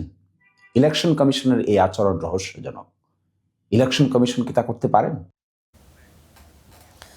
জলবায়ু পরিবর্তনের অভিঘাত এখন আর আশঙ্কা নয়, বাস্তবতা বলে সতর্ক করেছেন প্রধানমন্ত্রী তারেক রহমান। সকালে বৃক্ষরোপণ অভিযান ও বৃক্ষ মেলার উদ্বোধন করে কথা বলেন তিনি। বিশ্বে বসবাসের অযোগ্য শহরের তালিকায় ঢাকা 3য় স্থানে থাকায় উদ্বেগ জানান তিনি। এ সময় 6 ব্যক্তির প্রতিষ্ঠানকে তুলে দেন পরিবেশ পদক। গাছ মানে শুধু ছায়া নয়, আগামী দিনের শ্বাস, বেঁচে থাকার নিশ্চয়তা। জলবায়ু পরিবর্তনের কঠিন বাস্তবতায় প্রকৃতি যখন বারবার সতর্ক বার্তা দিচ্ছে, ঠিক তখনই সবুজ বাংলাদেশ গড়ার নতুন অঙ্গীকারে পর্দা উঠল জাতীয় বৃক্ষরোপণ অভিযান ও জাতীয় বৃক্ষ মেলার। সবুজে ঘেরা এক ভবিষ্যতের স্বপ্ন নিয়ে পরিবেশ, বন ও জলবায়ু পরিবর্তন মন্ত্রণালয়ের এই আয়োজন উদ্বোধন করলেন প্রধানমন্ত্রী তারেক রহমান। পরিবেশ রক্ষায় অবদানের জন্য ৩ ব্যক্তি ও ৩ প্রতিষ্ঠানকে তুলে দিলেন পরিবেশ পদকও। পরে প্রধানমন্ত্রী বলেন, গাছ রোপণ মানে শুধু একটি চারা মাটিতে বসানো নয়, বরং নিরাপদ দেশ গড়ে তোলার ভিত্তি স্থাপন। জলবায়ু পরিবর্তনের যে অভিঘাত, এটা বোধহয় এখন আর ভবিষ্যতের কোনো আশঙ্কার বিষয় না। জলবায়ু আমরা দেখছি বৃষ্টি হচ্ছে না, আবার হঠাৎ করে বৃষ্টি হচ্ছে। এই যে জলবায়ুর উপরে যে প্রভাব, এটা বোধহয় এখন আর আশঙ্কার কিছু না, এটা আমরা ফেস করছি এখন রীতিমতো। সরকার পরিবেশ রক্ষার সাথে বন উজাড়, পাহাড় কাটা, ম্যানগ্রোভ ধ্বংস এবং বন্যপ্রাণী নিধনের বিরুদ্ধেও আমরা চেষ্টা করছি যতটা ম্যাক্সিমাম পসিবল কঠোর অবস্থান নেওয়া যায়। ভবিষ্যৎ বাংলাদেশকে নিরাপদ, বাসযোগ্য ও জলবায়ু সহনশীল করে গড়ে তোলার রাষ্ট্রীয় অঙ্গীকারও তুলে ধরেন তিনি। বিশ্বে বসবাসের অযোগ্য শহরের তালিকায় ৩য় স্থানে বাংলাদেশের রাজধানী ঢাকা। আজকে আমরা এখানে পরিবেশ নিয়ে কথা বলতে এসেছি। আমার মনে হয় এই বিষয়টি নিয়ে আমাদের সকলের সিরিয়াসলি না, ভেরি সিরিয়াসলি বোধহয় চিন্তা করার সময় চলে এসেছে। প্রতিটি নবজাতকের আগমনের সাথে একটি করে গাছের চারা রোপণের আহ্বানও জানান সরকার প্রধান। একটা পরিবারের নতুন সন্তান জন্মগ্রহণ করলে আমরা যদি সবাই মিলে তার জন্য তাকে স্মরণ করে একটি গাছ রোপণ করি। পরে মেলার আয়োজন ঘুরে দেখেন প্রধানমন্ত্রী, রোপণ করেন গাছের চারাও। Zakaria Ahmed, Star News, Dhaka. আসলাম চৌধুরীর প্রার্থিতা বাতিলে আপিল বিভাগের রায় ঋণ খেলাপিদের জন্য এক বড় দৃষ্টান্ত, এমনটাই মনে করেন আইন বিশেষজ্ঞরা। নির্বাচন বিশেষজ্ঞদের মতে আইনের ফাঁক গলে ঋণ খেলাপি হয়েও নির্বাচনে অংশগ্রহণের সুযোগ তৈরি হয় বিপত্তিতে পড়েছেন ভোটাররা। আর নির্বাচন কমিশন বলছে এ বিষয়ে আপিল বিভাগের নির্দেশনা মেনেই কাজ করবে ইসি। যদিও আসলাম চৌধুরীর অভিযোগ, সর্বোচ্চ আদালতের রায়ে জনগণের প্রত্যাশা পূরণ হয়নি। এদিকে ঋণ খেলাপির দায়ে বিএনপি প্রার্থিতা বাতিল হওয়ায় চট্টগ্রাম ৪ আসনের ভবিষ্যৎ নিয়ে উঠেছে প্রশ্ন।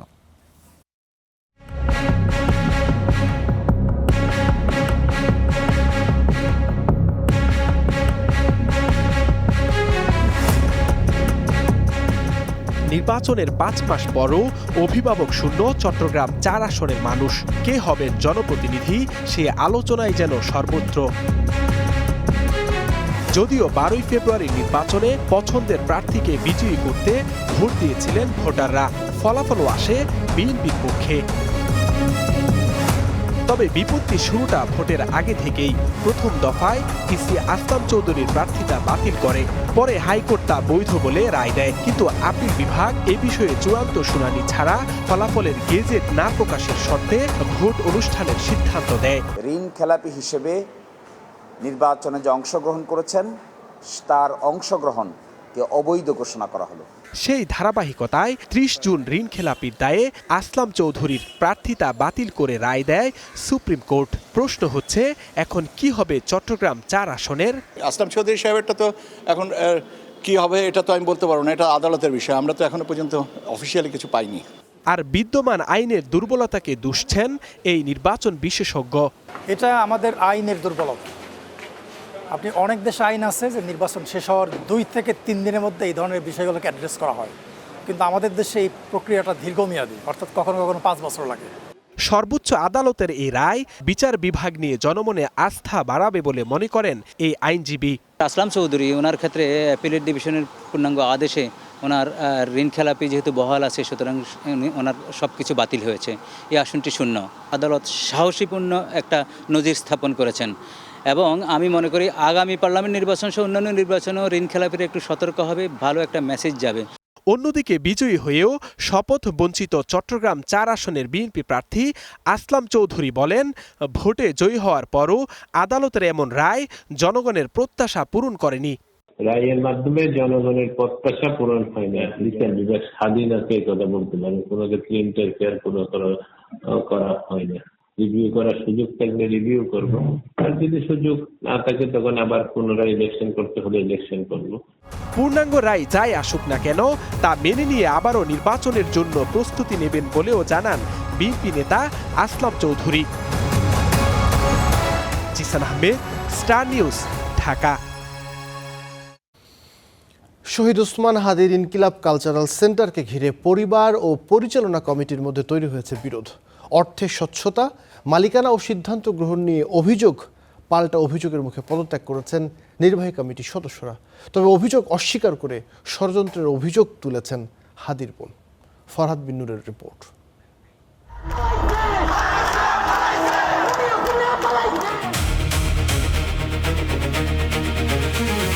জুলাই গণ অভ্যুত্থানের সম্মুখ যোদ্ধা শরীফ ওসমান হাদি 5 আগস্টের পর প্রতিষ্ঠা করেন ইনকিলাব মঞ্চ। একই সঙ্গে গড়ে তোলেন ইনকিলাব কালচারাল সেন্টার। ইনকিলাব মঞ্চ একটি সংগঠন হলেও কালচারাল সেন্টারটি ছিল ওসমান হাদির ব্যক্তিগত তত্ত্বাবধানে। তার শাহাদাতের পর রাজপথের সহযোদ্ধা আব্দুল্লাহ আল জাবের, ফাতিমা তাসলিম জুমারা ইনকিলাব মঞ্চ ও কালচারাল সেন্টারের দায়িত্ব নেন। আমার ভাইয়ের রক্তের বদলা নেওয়ার জন্য আজকে আমরা এই জানাজায় দাঁড়িয়েছি। সরকার হাদির ছেলে ফিরনাসের নামে 1 কোটি টাকা ও একটি ফ্ল্যাট দেয়। অন্যদিকে মেজো ভাই ওমর বিন হাদিকে যুক্তরাজ্যের বার্মিংহামে বাংলাদেশের সহকারী হাইকমিশনে চাকরি দেওয়া হয়। সে সময় ফিরনাসকে যুক্তরাজ্যে নিতে চাইলেও এতে তীব্র আপত্তি জানান হাদির স্ত্রী রাবেয়া ইসলাম শম্পা। এরকম এক পরিস্থিতিতে 1 বছর না পেরোতেই ইনকিলাব কালচারাল সেন্টার নিয়ে প্রকাশ্যে অভিযোগ তোলে ওসমান হাদির পরিবার। অর্থের ব্যবহার, স্বচ্ছতা ও মালিকানা নিয়ে প্রশ্ন তোলেন হাদির মেঝো ভাই।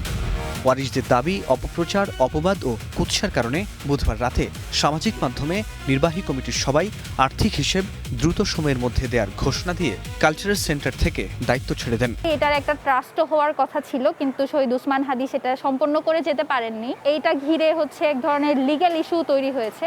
তখন আমাদের মনে হয়েছে যে ইনকিলাব কালচারাল সেন্টার তার যারা দাবি করেছে তাদের কাছে দিয়ে দেওয়াই বেটার, যেহেতু আমাদের কাছে প্রতিষ্ঠানটা মুখ্য না, বরং এই সংগ্রামটাই মুখ্য।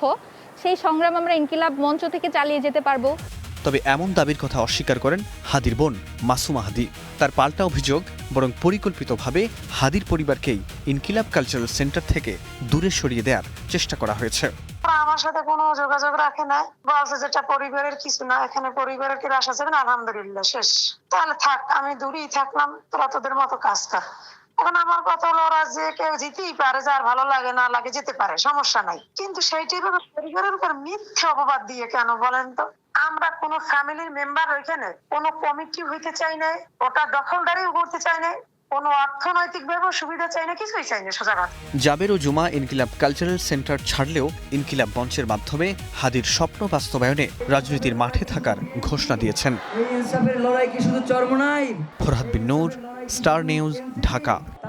জনগণের মতের বিরুদ্ধে নেওয়া কোনো পদক্ষেপকে সফল হতে দেয়া হবে না বলে হুঁশিয়ারি দিয়েছেন জামায়াতের নেতারা। অন্যদিকে পরাজিতদের ষড়যন্ত্রের বিরুদ্ধে ঐক্যবদ্ধ হওয়ার আহ্বান জানান বিএনপি নেতারা।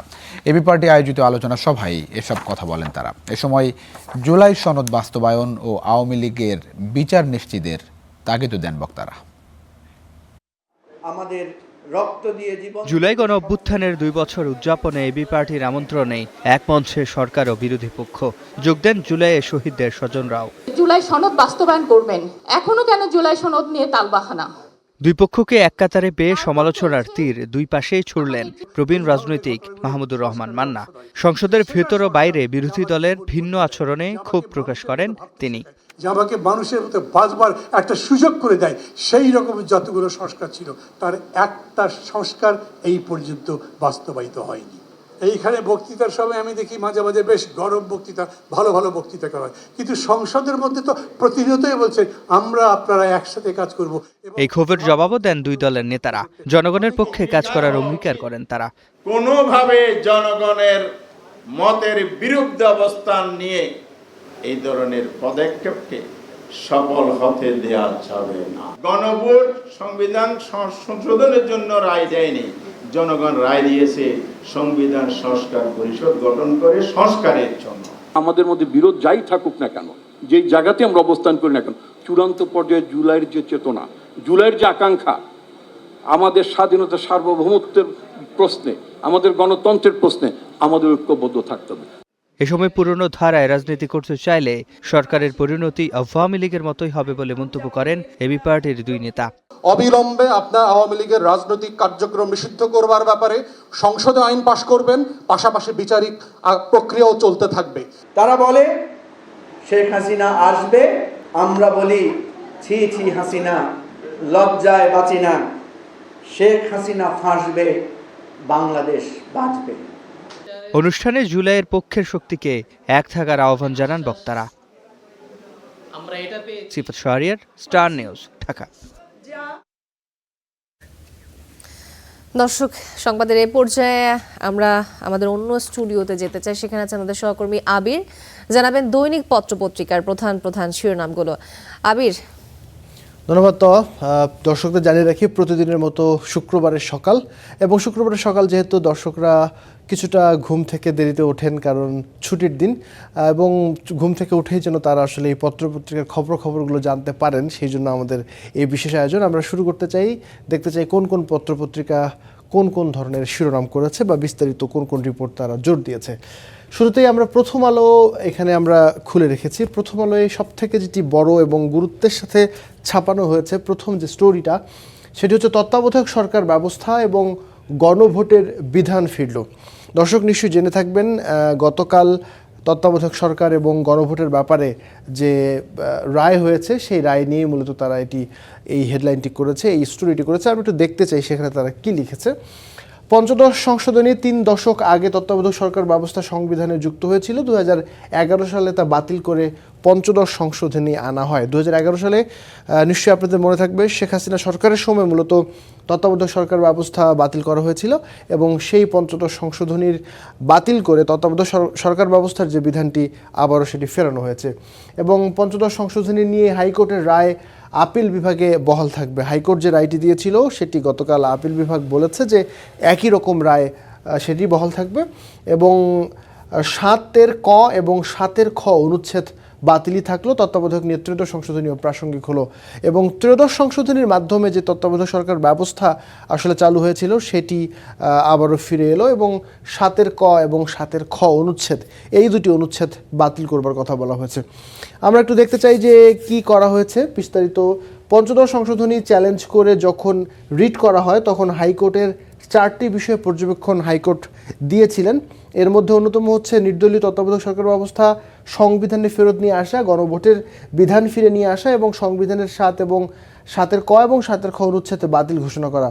আলটিমেটলি হাইকোর্টের রায়টি বহাল থাকবে, সেটি আসলে বলেছেন অ্যাটর্নি জেনারেল। তিনি কাল যখন ব্রিফিং করেছেন, ব্রিফিং করবার পরেই কিন্তু মূলত তিনি এই কথাটি বলেছেন। সুতরাং এটি বাংলাদেশের নির্বাচন ব্যবস্থা প্রতি একটা ভালো রকমের ইতিবাচক ঘটনা বলাই যায়, কারণ এ যাবৎকালে এই স্বাধীনতার পরে বাংলাদেশে যতগুলি নির্বাচন হয়েছে, বিভিন্ন জরিপে কিন্তু বরাবরে উঠে এসেছে তত্ত্বাবধায়ক সরকার বা নিরপেক্ষ সরকার ব্যবস্থার মধ্য দিয়ে যে নির্বাচনগুলো হয়েছে, সেই নির্বাচনগুলো তুলনামূলক গ্রহণযোগ্য হয়েছে যখন কোনো রাজনৈতিক সরকার বা নিজস্ব কোনো সরকারের মেকানিজমে নির্বাচন হয়েছে সেই তুলনায়।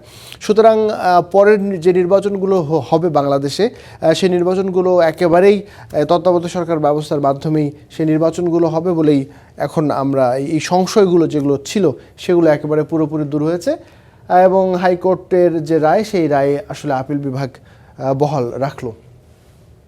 গুরুত্ব পেয়েছে পাহাড় ধসের বিষয়টি, বৈরী আবহাওয়ার বিষয়টি। আমরা সকাল থেকেই গুড মর্নিং বাংলাদেশের যে বিষয়গুলো নিয়ে আমরা আসলে বারবার আমাদের দর্শকদেরকে জানাচ্ছিলাম, একই সাথে আমরা বিভিন্ন বিশেষ করে কক্সবাজার, বান্দরবান এবং খাগড়াছড়ি থেকে যুক্ত করেছিলাম আমাদের সহকর্মীদেরকে। তারা জানাচ্ছিলেন যে খাগড়াছড়ির বৈরী আবহাওয়ার পরিস্থিতি কিছুটা উন্নতি হয়েছে, পানি কিছুটা নামতে শুরু করেছে, কিন্তু কক্সবাজার আর বান্দরবানের অবস্থা এখনও পর্যন্ত অপরিবর্তিত রয়েছে, এবং সব মিলে গত 4 দিনে 5 জেলায় 30 জনের মৃত্যু হয়েছে। যদিও প্রথম আলো বলছে 29, তবে যেহেতু আমরা স্বাভাবিকভাবেই সবশেষ খবরাখবরটি দেই, সেই হিসেবে আমরা আসলে 30 বলেছিলাম। সেটি তারা আসলে গুরুত্বের সাথে প্রকাশ করেছে। এবার বিশ্বকাপ নিয়ে মাতামাতি চলছে সব কিছুর মধ্যে। আমরা দেখছিলাম বাংলাদেশে উন্মাদনার পারদ যেমন লেগেছে, সেটির ইতিবাচক এবং নেতিবাচক দুটি দিকই রয়েছে। একটু জানিয়ে রাখি যে তারা আসলে একটা বিশ্বকাপের স্টোরি করেছে ফরাসি সৌরভ ছড়িয়ে মেসিতে ফ্রান্স।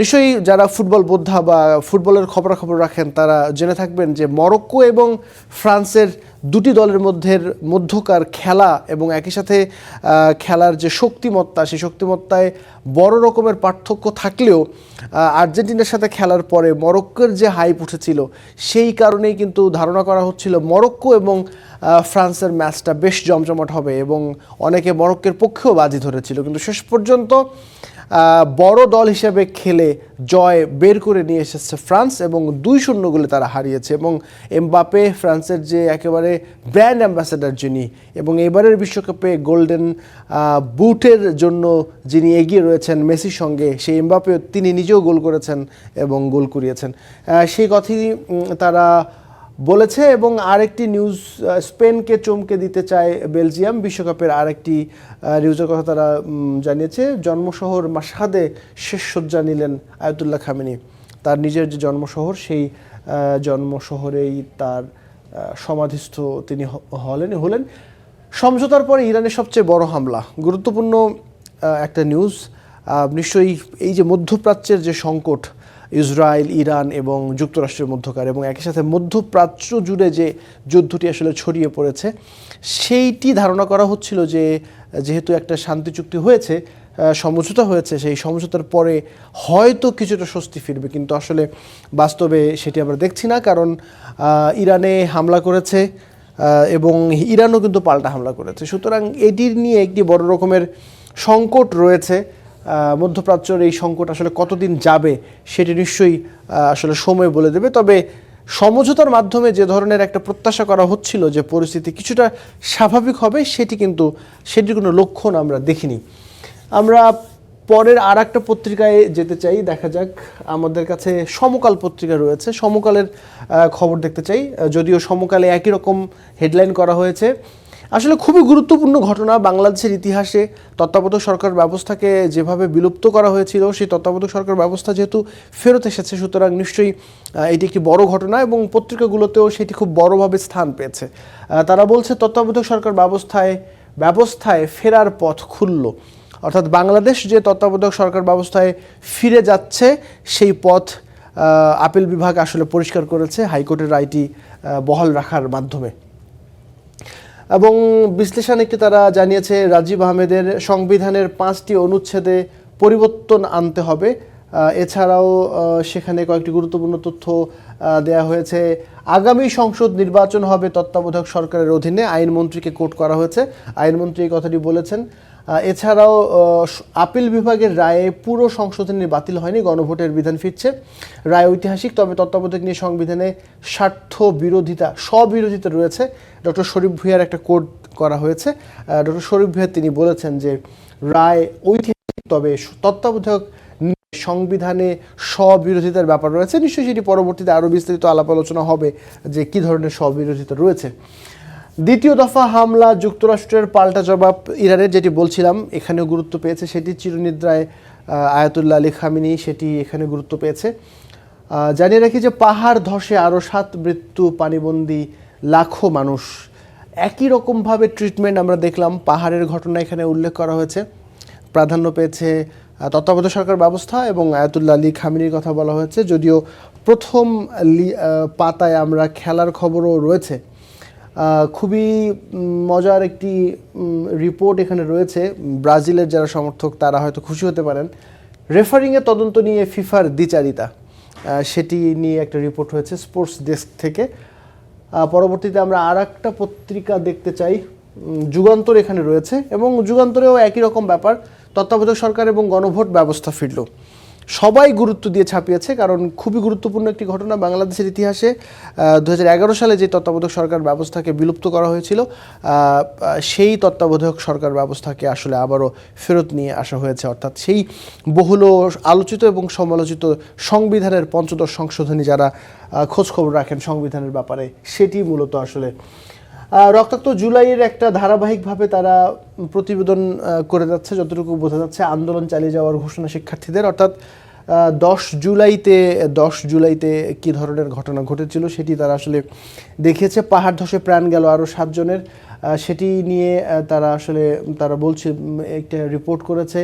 এছাড়াও প্রধানমন্ত্রীর নিরাপত্তায় সর্বোচ্চ সতর্কতা দরকার একটি কলাম এখানে ছাপা হয়েছে। বেলজিয়াম এবং স্পেনকে নিজেদের শক্তি কাজে লাগাতে হবে। আমরা একটু আমার দেশ পত্রিকাটা দেখে আসতে চাই। আমার দেশ পত্রিকাতে কি ধরনের হেডলাইন করা হয়েছে, অনলাইন ভার্সনটা আমরা এখানে দেখতে পাচ্ছি। আমার দেশের ই পেপারটা যদি পাওয়া যায়, হ্যাঁ পাওয়া গেছে।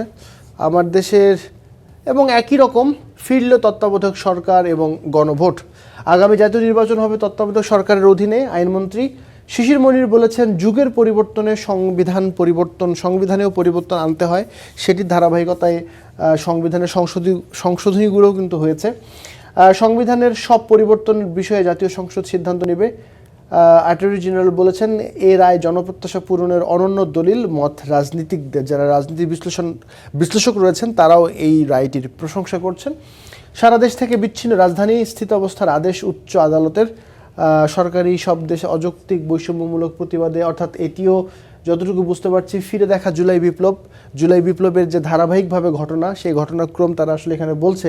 তারা আলাদা করে একটা রিপোর্ট তারা করছে প্রতিদিন জুলাই বিপ্লবের ধারাবাহিক সিরিজ। সেখান থেকে তারা 10 তারিখের ঘটনা বলেছে যে সারা দেশ থেকে বিচ্ছিন্ন রাজধানী স্থিত অবস্থার আদেশ উচ্চ আদালত যে আদেশ দিয়েছিল। তো সার্বিকভাবে যদি জানিয়ে রাখি, তোয়া এবং প্লাবন, আমরা যে বিষয়গুলো নিয়ে আলাপ করছিলাম সেই বিষয়গুলো তো রয়েছে। এর বাইরে তত্ত্বাবধায়ক সরকার ব্যবস্থা এবং গণভোট যে ফিরে গেছে তাদের পুরাতন যে প্রক্রিয়ায়, আমাদের ত্রয়োদশ সংশোধনীতে যেভাবে আসলে তত্ত্বাবধায়ক সরকার ব্যবস্থাকে নেওয়া হয়েছিল সেই বিষয়টি, এবং সেটি গুরুত্ব পেয়েছে এখনও পর্যন্ত যে পত্রিকাগুলো আমরা দেখলাম। এছাড়া জুলাই বিপ্লব নিয়ে ধারাবাহিকভাবে যে প্রতিবেদনগুলো রয়েছে সেগুলো তো রয়েছে। তো সব মিলে এই ছিল আজকের সকালবেলার যে পত্রপত্রিকার খবরাখবর। আমরা ফিরে যাচ্ছি তো আপনার কাছে স্টুডিওতে। ধন্যবাদ দর্শক। পত্রপত্রিকার খবর জানাচ্ছিলেন আবির। পলাতক শেখ হাসিনার জন্য ফাঁসির মঞ্চ অপেক্ষা করছে বলে হুঁশিয়ারি দিয়েছেন জাতীয় নাগরিক পার্টি এনসিপি নেতারা। জুলাই পদযাত্রায় অংশ নিয়ে তারা এই হুঁশিয়ারি দেন। উপযুক্ত কর্মসংস্থানের ব্যবস্থা না হলে বেকারদের নেতৃত্বে আরেকটি গণ অভ্যুত্থান ঘটতে পারে বলেও শঙ্কা প্রকাশ করেন তারা। বলেন, যুবকদের চাকরির সুযোগ সৃষ্টি না হওয়ার নেপথ্যে রয়েছে সরকারের উদাসীনতা ও কার্যকর উদ্যোগের অভাব। জুলাই গণঅভ্যুত্থানের দ্বিতীয় বর্ষপূর্তি ঘিরে দেশ গড়তে জুলাই জাগরণ প্রতিপাদ্যে জাতীয় নাগরিক পার্টির জুলাই পদযাত্রা। বিকেলে সিরাজগঞ্জের উল্লাপাড়ায় জুলাই পদযাত্রা ও সমাবেশে অংশ নেয় দলটির স্থানীয় ও কেন্দ্রীয় নেতারা। এ সময় এনসিপির উত্তরাঞ্চলের মুখ্য সংগঠক সার্জিস আলম বলেন, বিএনপির নির্বাচনী ইশতেহার অনুযায়ী এখনো কোনো কর্মসংস্থানের সৃষ্টি হয়নি।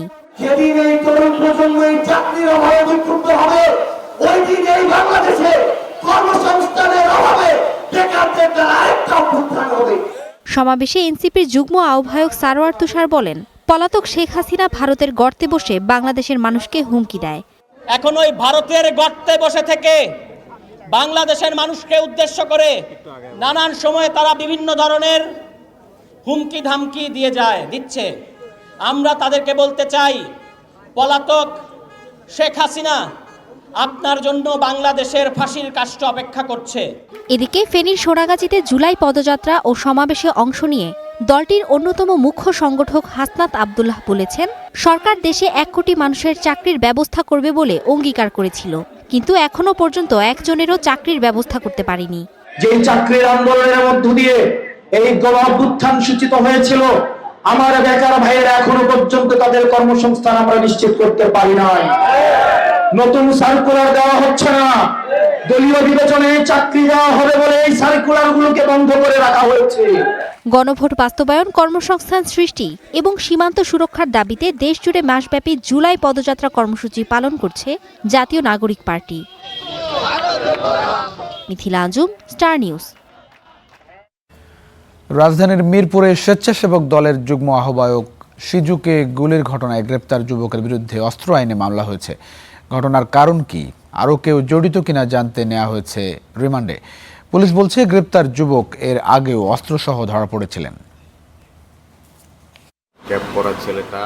7 জুলাই রাত 9:30 মিরপুরের চৌরঙ্গি মার্কেটের সামনে ক্যাপ পরা দুই যুবক অপেক্ষা করছিলেন।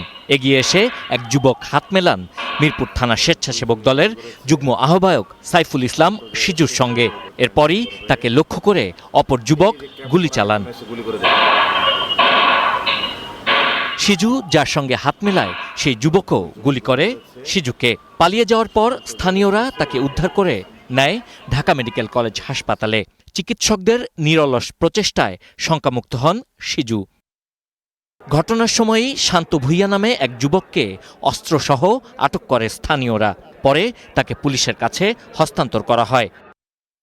সে হলো পেশাদার অস্ত্রধারী একজন সন্ত্রাসী। শান্তর তার অতীতে একটি মামলা আছে, তখন সে অস্ত্রসহ গ্রেপ্তার হয়েছিল এবং তার সাথে বিভিন্ন সন্ত্রাসীদের আমরা যোগসূত্রতা আছে কিনা এবং সে কোথা থেকে এগুলো অস্ত্র পেল এবং কেন সেজুকে গুলি করলো, এসব ব্যাপারে আমরা পুলিশ রিমান্ডে তাকে জিজ্ঞাসাবাদ করছি।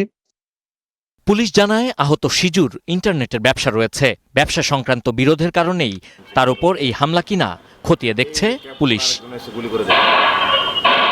Sabbir Ahmed, Star News, Dhaka. দর্শক, এই পর্যায়ে আমরা সাপ্তাহিক ছুটির দিনের সবজি বাজারের খবরাখবর জানবো। এর জন্য আমরা যুক্ত হচ্ছি আমাদের সহকর্মী মাহিদুল ইসলাম মাহির সাথে। তিনি আছেন মানিকগঞ্জে। মাহি, আমাদেরকে জানাবেন বৈরী আবহাওয়ার মধ্যে সবজি সরবরাহ কেমন দেখছেন এবং দরদাম কেমন দেখছেন এবং ক্রেতা বিক্রেতারা কি বলছে?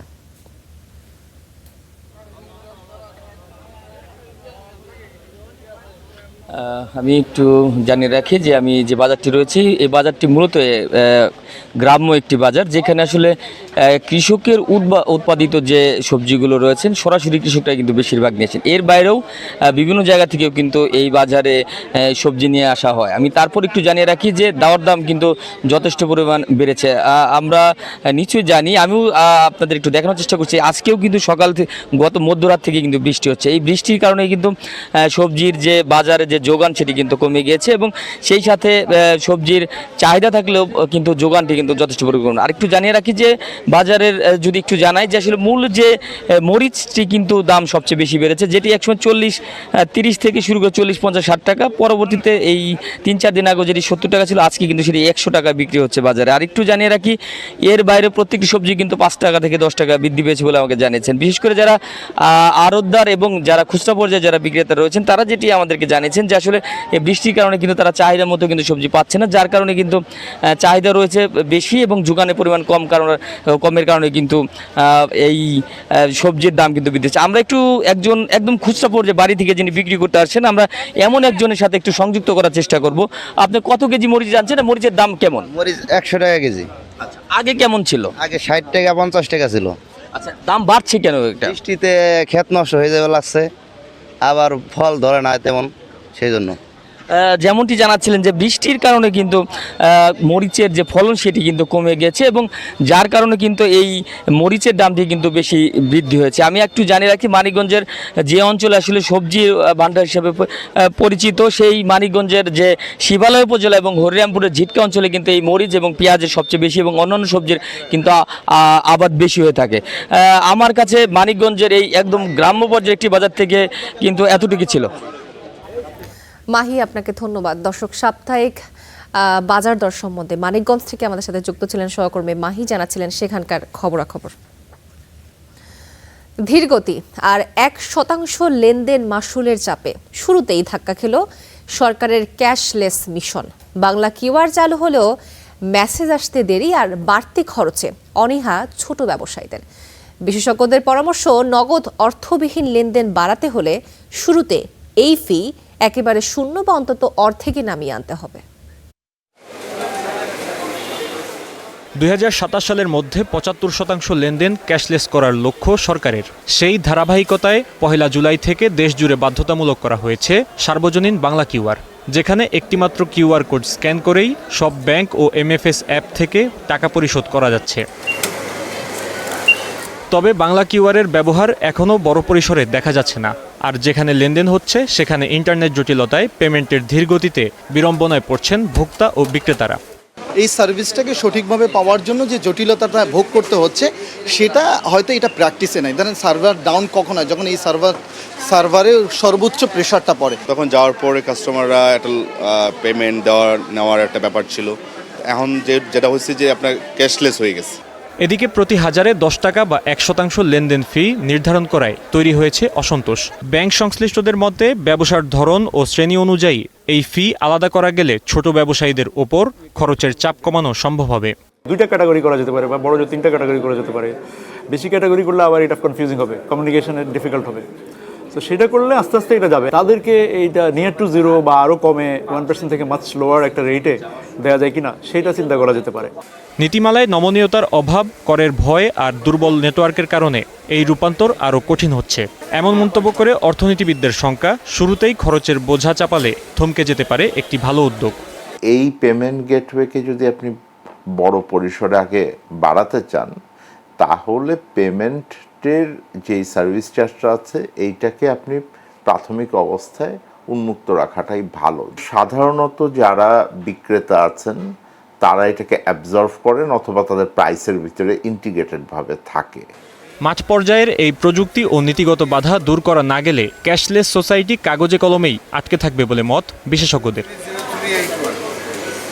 Fahim Yusuf, Star News, Dhaka. বৈরী আবহাওয়ার কারণে টানা কয়েকদিন ধরে উত্তাল রয়েছে বঙ্গোপসাগর। 3 নম্বর স্থানীয় সতর্ক সংকেত বহাল থাকায় সাগরে মাছ শিকার বন্ধ রেখেছেন জেলেরা। আয়ের একমাত্র পথ বন্ধ হয়ে যাওয়ায় পরিবার পরিজন নিয়ে মানবেতর জীবন কাটছে তাদের। আকাশ জুড়ে কালো মেঘ, উত্তাল সাগর। কয়েকদিন ধরে জারি আছে সতর্কতা, তাই বন্ধ জেলেদের মাছ শিকার। নোয়াখালীর উপকূলীয় এলাকায় বেশিরভাগ মানুষ পেশায় জেলে, মাছ ধরেই তাদের জীবন জীবিকা। অথচ বৈরী আবহাওয়ার কারণে নামতে পারছেন না নদী সাগরে, এতে বন্ধ আয় রোজগার। ধার দেনায় সংসার চলছে অনেকের। অনেক দেনাফানা করে খাইতে পারছে, খালি একমাত্র আকাশের আবহাওয়া খারাপ কারণে এই পর্যন্ত আমরা গাড়ি বসে রিচার্জ প্রায় 5-6 দিন উপরে। বাইক খোলাখোলান চালান থিয়েছি, বাইক মেলা অভাবের কারণে গেছি নদীতে গেছি, মাছ পাই না। 5 দিন হয় গাড়া আসছি, আসে বসে রয়েছি, অনাহারে খাইতে পারতেছি না, সাগরে যেতে পারতেছি না, সিগনাল। পেটের তাগিদে কেউ কেউ নিষেধাজ্ঞা মানছে না, ঝুঁকি নিয়ে নামছেন সাগরে, ঘটছে দুর্ঘটনাও। দুর্যোগকালে সরাসরি সহায়তার দাবি জেলেদের। জানো যেতে পারে না, আবহাওয়া খারাপের কারণে মনে করেন আজকে গেছি, হ্যাঁ একবার জাল টাল পাওয়া হলে যে মাছ পাওয়া যায়, মাছ তেল মহিলে বসে না, খরচ চলে না, মাছ একবারে কম, বুঝলি একবারে চলতে কষ্ট আমাদের। স্থানীয় মৎস্য বিভাগের দাবি, আপৎকালীন সময়ে জেলেদের সহায়তা দেয়া হচ্ছে। এর আগে নিষেধাজ্ঞাকালীন সময়েও বিতরণ করা হয়েছে চাল। তারা যেন আপৎকালীন সময়ে ভালোভাবে তাদের জীবিকা নির্বাহ করতে পারে, সেজন্য সরকার হতে প্রতিটি জেলে পরিবারকে একটি করে বকনা বাছুর দেওয়া হয়েছে। তারা এইগুলো লালন পালন করে তাদের আর্থ সামাজিক উন্নয়ন ঘটাচ্ছে। স্থানীয় মৎস্য বিভাগের তথ্য মতে নোয়াখালী, সুবর্ণচর ও হাতিয়ায় প্রায় 33,000 নিবন্ধিত জেলে রয়েছে। Desk report, star news. খেলার ছলে ছুঁড়ে মারা পাথরের আঘাতে কেউ বা হারাচ্ছেন দৃষ্টিশক্তি, আবার কাউকে গভীর ক্ষত নিয়ে কাটাতে হচ্ছে বাকিটা জীবন। কিন্তু যাদের ছোড়া ওই পাথরে এই দুর্ঘটনা, তাদের সবাই যেন বিচারের বাইরে। আর এই কারণেই রেলযাত্রা নির্বিঘ্ন করতে বিদ্যমান আইন পরিবর্তনের পরামর্শ বিশেষজ্ঞদের। অপরাধীদের ধরতে নজরদারি বাড়ানো হয়েছে বলে জানিয়েছে রেল পুলিশ।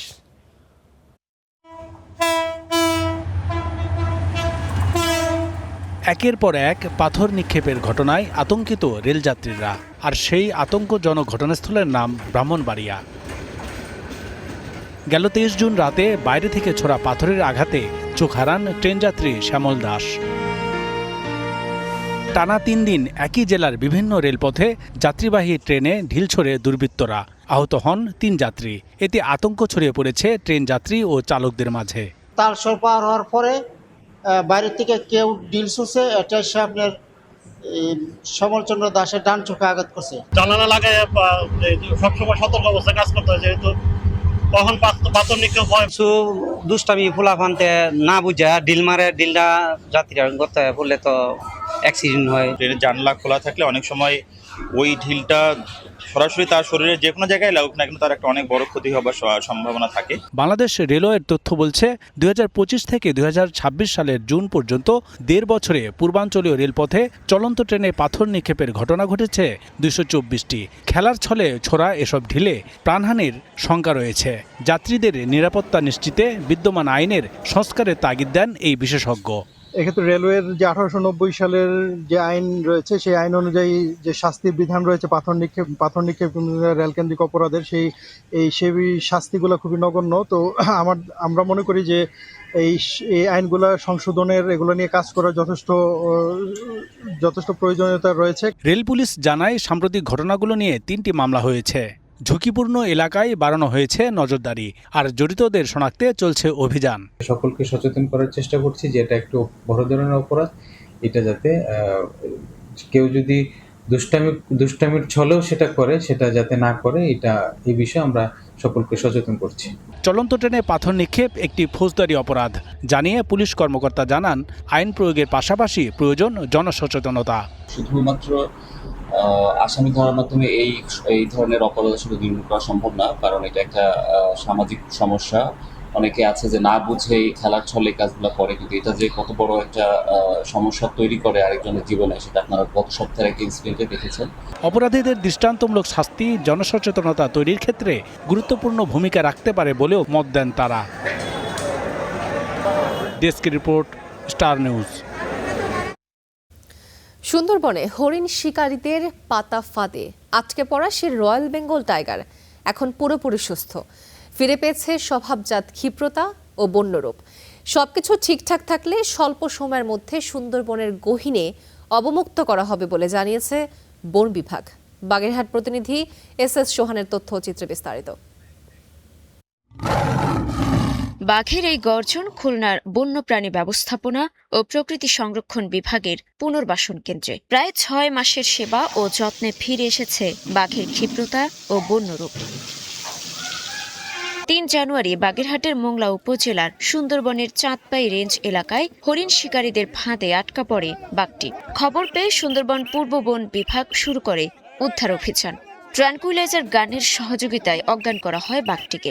পরে কঠোর নিরাপত্তায় লোহার খাঁচায় আটকানো হয়, নেওয়া হয় পুনর্বাসন কেন্দ্রে। সেখানে বন কর্মীদের সেবায় আস্তে আস্তে সুস্থ হয়ে ওঠে বাঘটি। প্রথম যখন এটি অসুস্থ ছিল তখন কিন্তু তার অঙ্গভঙ্গি বা তার যে একটা অ্যাকশন তার এটি কিন্তু ছিল না। সে খুব নির্লিপ্তভাবে বসে থাকতো। তার স্বাভাবিক স্বাস্থ্য ফিরে এসেছে, সে আর ওই রকম শীর্ণকায় নেই এবং তার ক্ষতগুলো সেরে উঠেছে। আমরা নিয়মিত মেডিসিন দিচ্ছি, দূর থেকে মেডিসিন এবং ওয়াশ করা, এবং সে যেই জায়গাটায় থাকে সেই জায়গাটিকে নিয়মিত পরিষ্কার পরিচ্ছন্নতা প্রতিদিন করা হয়ে থাকে। বন বিভাগের সভায় প্রাথমিকভাবে সিদ্ধান্ত নেওয়া হয় বনে অবমুক্ত করা হবে বাঘটিকে। আমরা অলরেডি একটা প্রোটোকল ডেভেলপ করেছি। এতে বলা আছে যে কলার পেতে যদি দেরি হয় তা আমরা কলারের জন্য অপেক্ষা করব না, যত দ্রুত সম্ভব তত দ্রুতই আমরা ছেড়ে দেব। আশা করছি যে এই মাসের ভিতরে, অর্থাৎ জুলাই মাসের ভিতরে আমরা বাঘটিকে সুন্দরবনে ফিরিয়ে দিতে পারবো। 12 জুলাই সুন্দরবনের আন্ধারমানিক এলাকায় বাঘটিকে অবমুক্ত করার কথা জানিয়েছে সুন্দরবন পূর্ব বন বিভাগ। Desk report, star news. পরিবেশ রক্ষা এবং হাঁটার অভ্যাস গড়ে তোলার আহ্বান জানিয়ে বাংলাদেশের সর্বদক্ষিণের জনপদ টেকনাফ থেকে সর্বোত্তরের প্রান্ত তেঁতুলিয়া পর্যন্ত পায়ে হেঁটে যাবেন পরিবেশ প্রেমীরা। এ বিষয়ে বিস্তারিত জানাতে টেকনাফ থেকে যুক্ত হচ্ছেন আমাদের সহকর্মী শহীদুল্লাহ। শহীদুল্লাহ, নিশ্চয়ই শুনতে পাচ্ছেন, একটু এই আয়োজনের বিস্তারিত জানাবেন এবং পদযাত্রায় ঠিক কতজন অংশগ্রহণ করছেন?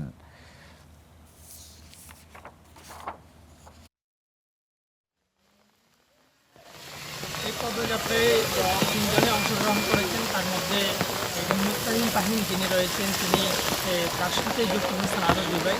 সাথে তারা টেকনাফ থেকে তেঁতুলিয়া হাঁটার জন্য তারা প্রস্তুত রয়েছে এবং তারা এই 18-20 দিনের মধ্যে তারা তেঁতুলিয়ায় পৌঁছবেন বলে আমাদেরকে সেই তথ্য বলেছেন। তাদের হাঁটার যে বিষয়টুকু আমরা তাদের কাছ থেকে জানবো। জি, আপনাদের উদ্দেশ্যটা কি আসলে এখান থেকে হাঁটার? আচ্ছা, আসলে হচ্ছে কি, আমরা জানি যে একটা মানসিক সুস্থতার জন্য দৈনিক 10,000 স্টেপ হাঁটা উচিত। দুঃখজনকভাবে আমরা দেখতে পাই যে আমরা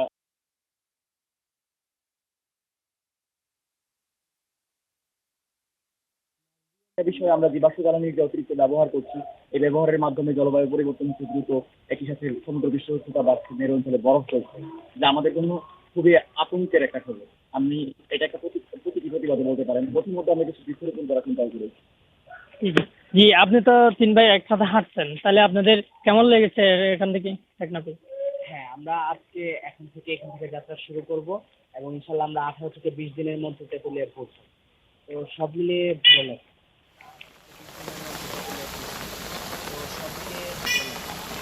বলছিলেন যে টেকনাফ থেকে তারা হেঁটেই 18 দিন বা 20 দিনের মধ্যে তারা পৌঁছার পরে তাদের যে হাঁটা চলার মধ্যে যাকে পাবেন তাদেরকে তাদের যে সুস্থ থাকার জন্য, মানুষ যে সুস্থ থাকার জন্য তারা হাঁটার জন্য যে ভালো কাজ সেটি কিন্তু বলবেন তাদেরকে বলবেন যে তারা হাঁটলে এবং গাড়িতে না চড়ে বা বিমানে না গিয়ে তারা যদি অনেক কিছু হাঁটার অভ্যস্ত করেন তাহলে তারা সুস্থ থাকবেন, সেই বিষয়টা কিন্তু তারা বলেছেন। এবং সর্বশেষ যে তারা টেকনাফ থেকে আজ সকাল 8টার দিকে তারা শুরু গিয়ে তারা শেষ করবেন। এই ছিল আমার কাছে টেকনাফ থেকে সবশেষ। শহীদুল্লাহ, অসংখ্য ধন্যবাদ। আসলে হাঁটার অভ্যাস তো আসলে খুবই জরুরি, কিন্তু যারা আসলে এই পদযাত্রায় অংশ নিচ্ছেন, আবহাওয়া, আপনি তো ছাতা ধরে আছেন, আবহাওয়ার অবস্থা কিন্তু ভালো না, সব মিলিয়ে কতটা সহজ হবে সেটি একটি বড় প্রশ্নের জায়গা। অনেক ধন্যবাদ এই সকালে প্রতিকূল আবহাওয়ার মধ্যে আমাদের সঙ্গে যুক্ত হয়েছেন। এবারে আন্তর্জাতিক প্রসঙ্গ। দ্বিতীয় দিনের মতো বড় ধরনের হামলা চালিয়েছে যুক্তরাষ্ট্র, বিশেষ করে ইরানের কথা বলছি। ইরানে হামলা চালিয়েছে। হরমুজ উপকূলের 6টি শহরের 90টি লক্ষ্যবস্তুতে হামলার দাবি করেছে যুক্তরাষ্ট্র। 2 রাতের হামলায় মারা গেছে 14 জন ইরানি। জবাবে কাতার, কুয়েত এবং বাহরাইনের মার্কিন ঘাঁটিগুলোতে পাল্টা হামলা চালায় তেহরান। ইরানের স্পিকার বাগের গালিবাফ বলেন, যুক্তরাষ্ট্রকে প্রতিশ্রুতি ভঙ্গ করার চরম মূল্য দিতে হবে। আগুন আর ধোঁয়ায় ঢেকে গেছে ইরানের দক্ষিণাঞ্চল। হরমুজগান প্রদেশের কুহেস্তাক বন্দর আব্বাস, কেশম দ্বীপ, শিরিক, এমনকি আবু মুসা দ্বীপেও একের পর এক বিস্ফোরণের শব্দ। টানা দ্বিতীয় দিনের মতো ইরানে হামলা চালিয়ে যাচ্ছে যুক্তরাষ্ট্র। যদিও যুক্তরাষ্ট্র বলছে হামলার লক্ষ্যবস্তু ইরানের সামরিক সক্ষমতা, তবে ইরানের গণমাধ্যমগুলোর তথ্য বলছে গোলাস্তান প্রদেশের আক্তেক খান রেল সেতুতেও মিসাইল হামলা চালিয়েছে যুক্তরাষ্ট্র। চুপ করে বসে নেই ইরানও। এরই মধ্যে বাহরাইন ও কুয়েতে যুক্তরাষ্ট্রের সামরিক স্থাপনা লক্ষ্য করে হামলা চালানো হয়েছে। মিসাইল ও ড্রোন ভূপাতিত করা হয়েছে বলে জানিয়েছে কাতার। সর্বোচ্চ সতর্কতা জারি করে নাগরিকদের ঘরে থাকার নির্দেশনা দিয়েছে দেশটি। বাহরাইনেও জারি রয়েছে সতর্কতা। এমন পরিস্থিতিতে আরও কঠোর অবস্থানের ইঙ্গিত দিয়েছেন মার্কিন প্রেসিডেন্ট ডোনাল্ড ট্রাম্প। ন্যাটো সম্মেলনের ফাঁকে সাংবাদিকদের তিনি বলেন, ইরানের প্রতিটি হামলার 20 গুণ জোরালো জবাব দেবে যুক্তরাষ্ট্র। আমরা তাদের উপর কঠোর হামলা চালিয়েছি। তারা যখনই আমাদের উপর হামলা করবে, আমরা তার চেয়ে 20 গুণ জোরালো হামলা চালাবো। সামরিকভাবে আমরা ইতিমধ্যে জিতেছি। ইরান সমঝোতা করতে মরিয়া। এর আগে ইরানের সাথে স্বাক্ষরিত সমঝোতা স্মারককে সমাপ্ত বলে ঘোষণা করেন ট্রাম্প। হুমকি দেন দেশের বিদ্যুৎ কেন্দ্র ও পানি বিশুদ্ধকরণ স্থাপনায় ফের হামলার। ট্রাম্পের বক্তব্যকে নোংরা আখ্যা দিয়ে প্রতিক্রিয়ায় ইরানের পররাষ্ট্রমন্ত্রী আব্বাস আরাকচি বলেন, নোংরা কথার জবাব ইরানিরা দেবে কাজে। ইরানি উপপররাষ্ট্রমন্ত্রী ট্রাম্পের বক্তব্যকে বলপ্রয়োগের নীতির ব্যর্থতার স্বীকারোক্তি বলে আখ্যা দিয়েছেন। হরমুজ প্রণালী পুরোপুরি বন্ধ করে দেওয়ারও হুমকি দিয়েছে ইরান। তাদের দাবি, সমঝোতা স্মারক অনুযায়ী হরমুজ প্রণালী পরিচালনার অধিকার ইরানের, আর তার বাইরে কোনো বিকল্প ব্যবস্থা তারা মেনে নেবে না। ইফফাতিরা, স্টার নিউজ। ইরাকের শিয়া অধ্যুষিত 2 পবিত্র শহর নাজাফ ও কারবালায় শোক সমাবেশ ও শ্রদ্ধার পর নিজের জন্মশহর ইরানের মাশহাদে দাফন করা হলো খামেনিকে। সাবেক সর্বোচ্চ নেতাকে শেষ বিদায় জানাতে মাশহাদে জড়ো হয়েছেন কয়েক লাখ মানুষ। এর আগে নাজাফ ও কারবালার শোক যাত্রা এবং নামাজে জানাজায় যোগ দেয় অন্তত 40 লাখ মানুষ। ইরাকের নাজাফ আর কারবালায় লাখ লাখ মানুষের কান্নার রোল। আবেগ, স্মৃতি আর ভালোবাসায় মোড়ানো ছিল ইরানের প্রয়াত সর্বোচ্চ নেতা আয়াতুল্লাহ আলী খামেনির কফিন। বুধবার দিনভর ইরানের বিপ্লবী নেতার কফিনে শ্রদ্ধা জানায় শোকার্ত ইরাকিরা। প্রথমে খামেনির কফিন নেওয়া হয় নাজাফে, যেখানে প্রখ্যাত সাহাবী হজরত আলী রাদিয়াল্লাহু তাআলা আনহু এর কবর রয়েছে। এ শোকযাত্রায় খামেনির কফিন ঘিরে ছিল বিপুল সংখ্যক শোকার্ত মানুষ, যারা এক নজর দেখতে এসেছেন প্রিয় নেতাকে। নাজাফ থেকে খামেনির মরদেহ নেওয়া হয় গুরুত্বপূর্ণ আরেক শহর কারবালায়। তখন বিকেল গড়িয়ে রাত হয়ে যায়, তবু লাখ লাখ মানুষ ছিল তার অপেক্ষায়। কারবালায় রয়েছে বিশ্বনবী হজরত মোহাম্মদ সাল্লাল্লাহু আলাইহি ওয়াসাল্লামের নাতি ইমাম হুসাইন রাদিয়াল্লাহু তাআলা আনহু এর কবর।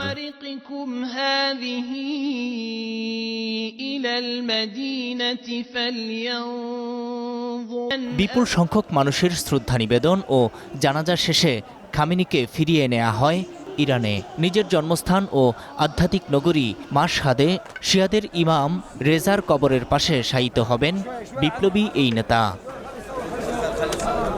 আয়াতুল্লাহ আলী খামেনি সর্বোচ্চ নেতা হিসেবে কখনোই ইরাক সফর করেননি। তারপরও ধর্মীয় বিশ্বাস আর ইরানের নীতির প্রতি সমর্থন রয়েছে দেশটির শিয়াদের। ইরাকের নাজাফ ও কারবালায় সব মিলিয়ে ৪০ লাখ মানুষ তার প্রতি শ্রদ্ধা জানাতে এসেছেন বলে ধারণা করা হচ্ছে। নূর মোহাম্মদ, স্টার নিউজ।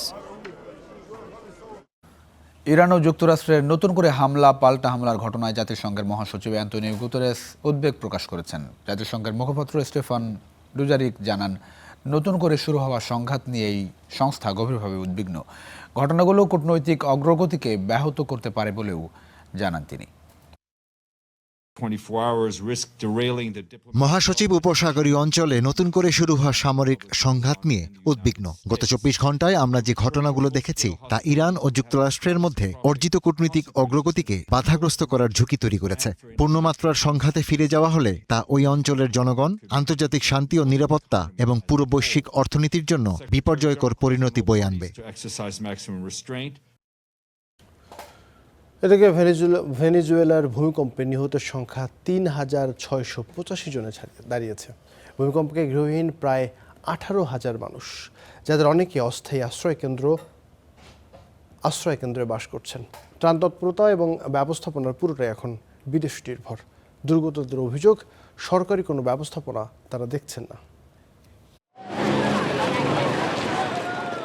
ভেনেজুয়েলার প্রলয়ঙ্কারী ভূমিকম্পে সবচেয়ে বেশি ক্ষতিগ্রস্ত উপকূলীয় প্রদেশ লা গুয়াইরা। প্রদেশটির বেঁচে থাকা মানুষের জন্য ত্রাণই এখন একমাত্র সম্বল। দেশি বিদেশি বিভিন্ন বেসরকারি সংস্থা ক্ষতিগ্রস্তদের ত্রাণ দিয়ে সাহায্য করছে। বহু পরিবারের আশ্রয় হয়েছে অস্থায়ী তাঁবুতে। এই মানুষগুলোর সব ক্ষোভ সরকারের বিরুদ্ধে। আমরা অনেক সহায়তা পেয়েছি। যুক্তরাষ্ট্র প্রবাসীরা আমাদের ভোলেনি, তারা আমাদের পাশে ছিল, কিন্তু সরকার কিছুই করছে না। বাইরের মানুষরাই আমাদের সহায়তা করছে।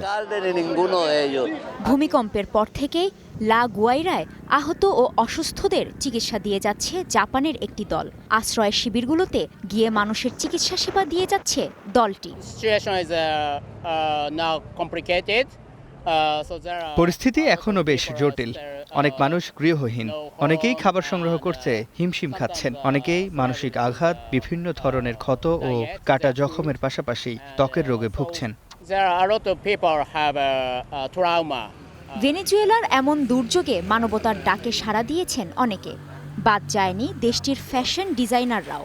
রাত দিন কাজ করছেন তারা, তবে ফ্যাশন উপযোগী পোশাক নয়। তারা তৈরি করছেন মরদেহ বহনের বডি ব্যাগ।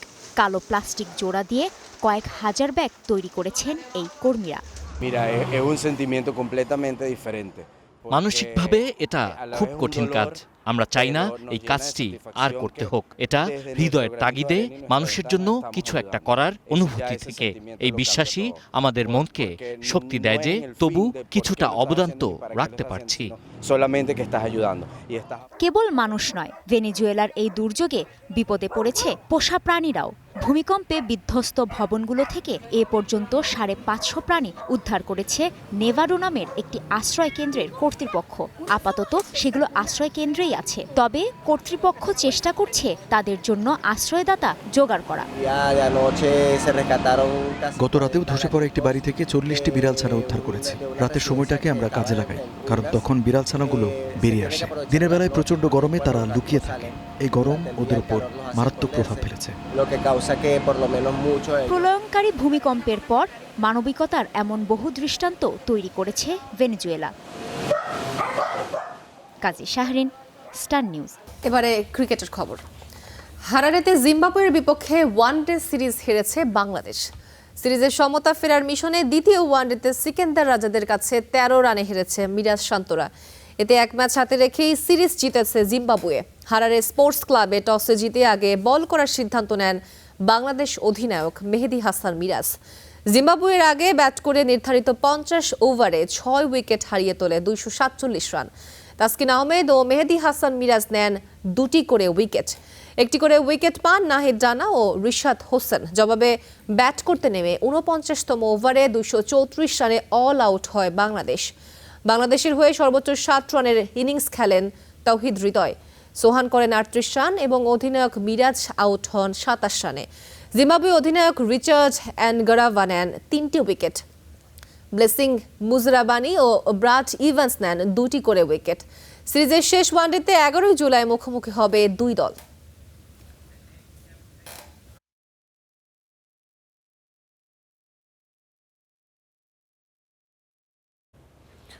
গোল করে প্রতিপক্ষের রক্ষণ ভাঙতে তিনি সিদ্ধহস্ত। তবে এবার ভাঙতে চলেছেন আরেকটি নতুন মঞ্চের দুয়ার। বিশ্বের অন্যতম সেরা স্ট্রাইকার আর্লিং হালান্ড পা রাখছেন সিনেমার দুনিয়ায়। মজার বিষয় হলো তার উপর ভিত্তি করে নির্মিত হচ্ছে এটি। খেলার মাঠ পেরিয়ে সিনেমার দুনিয়াতেও মুগ্ধতা ছড়াতে আসছেন বর্তমান বিশ্বের অন্যতম স্ট্রাইকার আর্লিং হালান্ড। অ্যানিমেটেড সিনেমা ভাইকুইন্সে যুক্ত হয়েছেন নরওয়েজিয়ান এই ফুটবল তারকা। এরই মধ্যে প্রকাশ পেয়েছে সিনেমাটির টিজার এবং ট্রেলার। এতে ইন্টারনেট সেন্সেশন হল্যান্ডের উপস্থিতি দেখে কৌতূহল বেড়েছে সিনেমা প্রেমীদের। সিনেমাটির গল্প আবর্তিত হয়েছে দুই সাহসী ভাইকিং কিশোরী ইনগ্রিড এবং হেডভিগকে ঘিরে। নরওয়ে থেকে চীন পর্যন্ত এক রোমাঞ্চকর অভিযানে বের হয় তারা। আর সেই যাত্রাতেই দেখা মিলবে ভাইকিং যোদ্ধা ক্যারেক্টার হল্যান্ডের, যার কণ্ঠ দিয়েছেন স্বয়ং আর্লিং হল্যান্ড নিজেই। নির্মাতা হ্যারল্ড জোয়ার্ট বলেছেন, বিশ্বজুড়ে হল্যান্ড এখন এক আধুনিক ভাইকিংয়ের প্রতীক। তাই এই চরিত্রে তার উপস্থিতি সিনেমাকে আলাদা প্রাণ দিয়েছে। হল্যান্ডের সঙ্গে সিনেমাটির ভয়েস কাস্টেও রয়েছে এক ঝাঁক তারকা। প্রধান দুই চরিত্রে কণ্ঠ দিয়েছেন এলা পার্নেল এবং রিটা ওরা। এছাড়া আরও আছেন অ্যালান কার, অ্যান্টন লেজার, স্টিভ স্পিয়ার্স সহ অনেকেই। নির্মাতাদের পরিকল্পনা অনুযায়ী প্রায় 87 মিনিট দৈর্ঘ্যের ইংরেজি ও নরওয়েজিয়ান ভাষার এই পারিবারিক অ্যাডভেঞ্চার সিনেমা আগামী 25 ডিসেম্বর প্রেক্ষাগৃহে মুক্তি পাওয়ার কথা। তবে সিনেমায় হল্যান্ডের যুক্ত হওয়া অবশ্য খুব একটা অবাক করার মতো বিষয় নয়, কারণ ভাইকিং ইতিহাসের প্রতি তার ভালোবাসার কথা বহুবারই উঠে এসেছে বিভিন্ন সাক্ষাৎকারে। হল্যান্ডের প্রিয় সিরিজের তালিকায় রয়েছে দ্য লাস্ট কিংডম। জানিয়েছেন, ইতিহাস আর অ্যাকশন ভিত্তিক গল্পই সবচেয়ে বেশি টানে এই নরওয়েজিয়ান তারকাকে। শুধু সিরিজ নয়, সিনেমার ক্ষেত্রেও তার পছন্দ একই ধাঁচের। গ্ল্যাডিয়েটর তার প্রিয় সিনেমাগুলোর একটি। একজন যোদ্ধার সংগ্রাম আর ঘুরে দাঁড়ানোর গল্প তাকে অনুপ্রাণিত করেছে বলে জানিয়েছেন তিনি। আর ক্রিস্টোফার নোলানের দ্য ডার্ক নাইটও রয়েছে হল্যান্ডের পছন্দের তালিকায়। মাঠের বাইরে হল্যান্ডের অবসর কাটে সিনেমা ও সিরিজ দেখে, সঙ্গে ভিডিও গেম আর গান শুনে। ম্যাচের আগে নিজেকে অ্যাক্টিভ রাখতে র্যাপ আর হিপহপও শোনেন নিয়মিত। বিশ্বজুড়ে ভক্তদের কাছে এই সহজ সরল জীবনযাপনই তাকে করে তুলেছে ইন্টারনেটস ফেভারিট। ফুটবল মাঠে গোল করে যেমন দর্শকদের উচ্ছ্বাসে ভাসান হল্যান্ড, এবার তেমনি বড় পর্দায় কণ্ঠ দিয়েও নতুন এক পরিচয়ে হাজির হতে চলেছেন তিনি। গোল মেশিনের এই নতুন ইনিংস কতটা সফল হয় সেটাই এখন দেখার অপেক্ষা। নির্জন নুসরাত, স্টার এন্টারটেইনমেন্ট। জাহাজের ভেতরে অন্য এক জীবনের গল্প উঠে আসবে সিনেমার পর্দায়। ভিন্ন গল্প আর ক্যানভাসে সাজানো এই সিনেমার পূর্বাভাস মিলেছে সদ্য প্রকাশিত ট্রেলারের মাধ্যমে। প্রায় 2 মিনিট দৈর্ঘ্যের এই ট্রেলারে দেখা যাচ্ছে নদী, জাহাজ আর বন্দর নগরীর প্রান্তিক মানুষের ভিন্ন জীবনচিত্র। দর্শক মনে বেড়েছে পুরো সিনেমাটি দেখার আগ্রহ।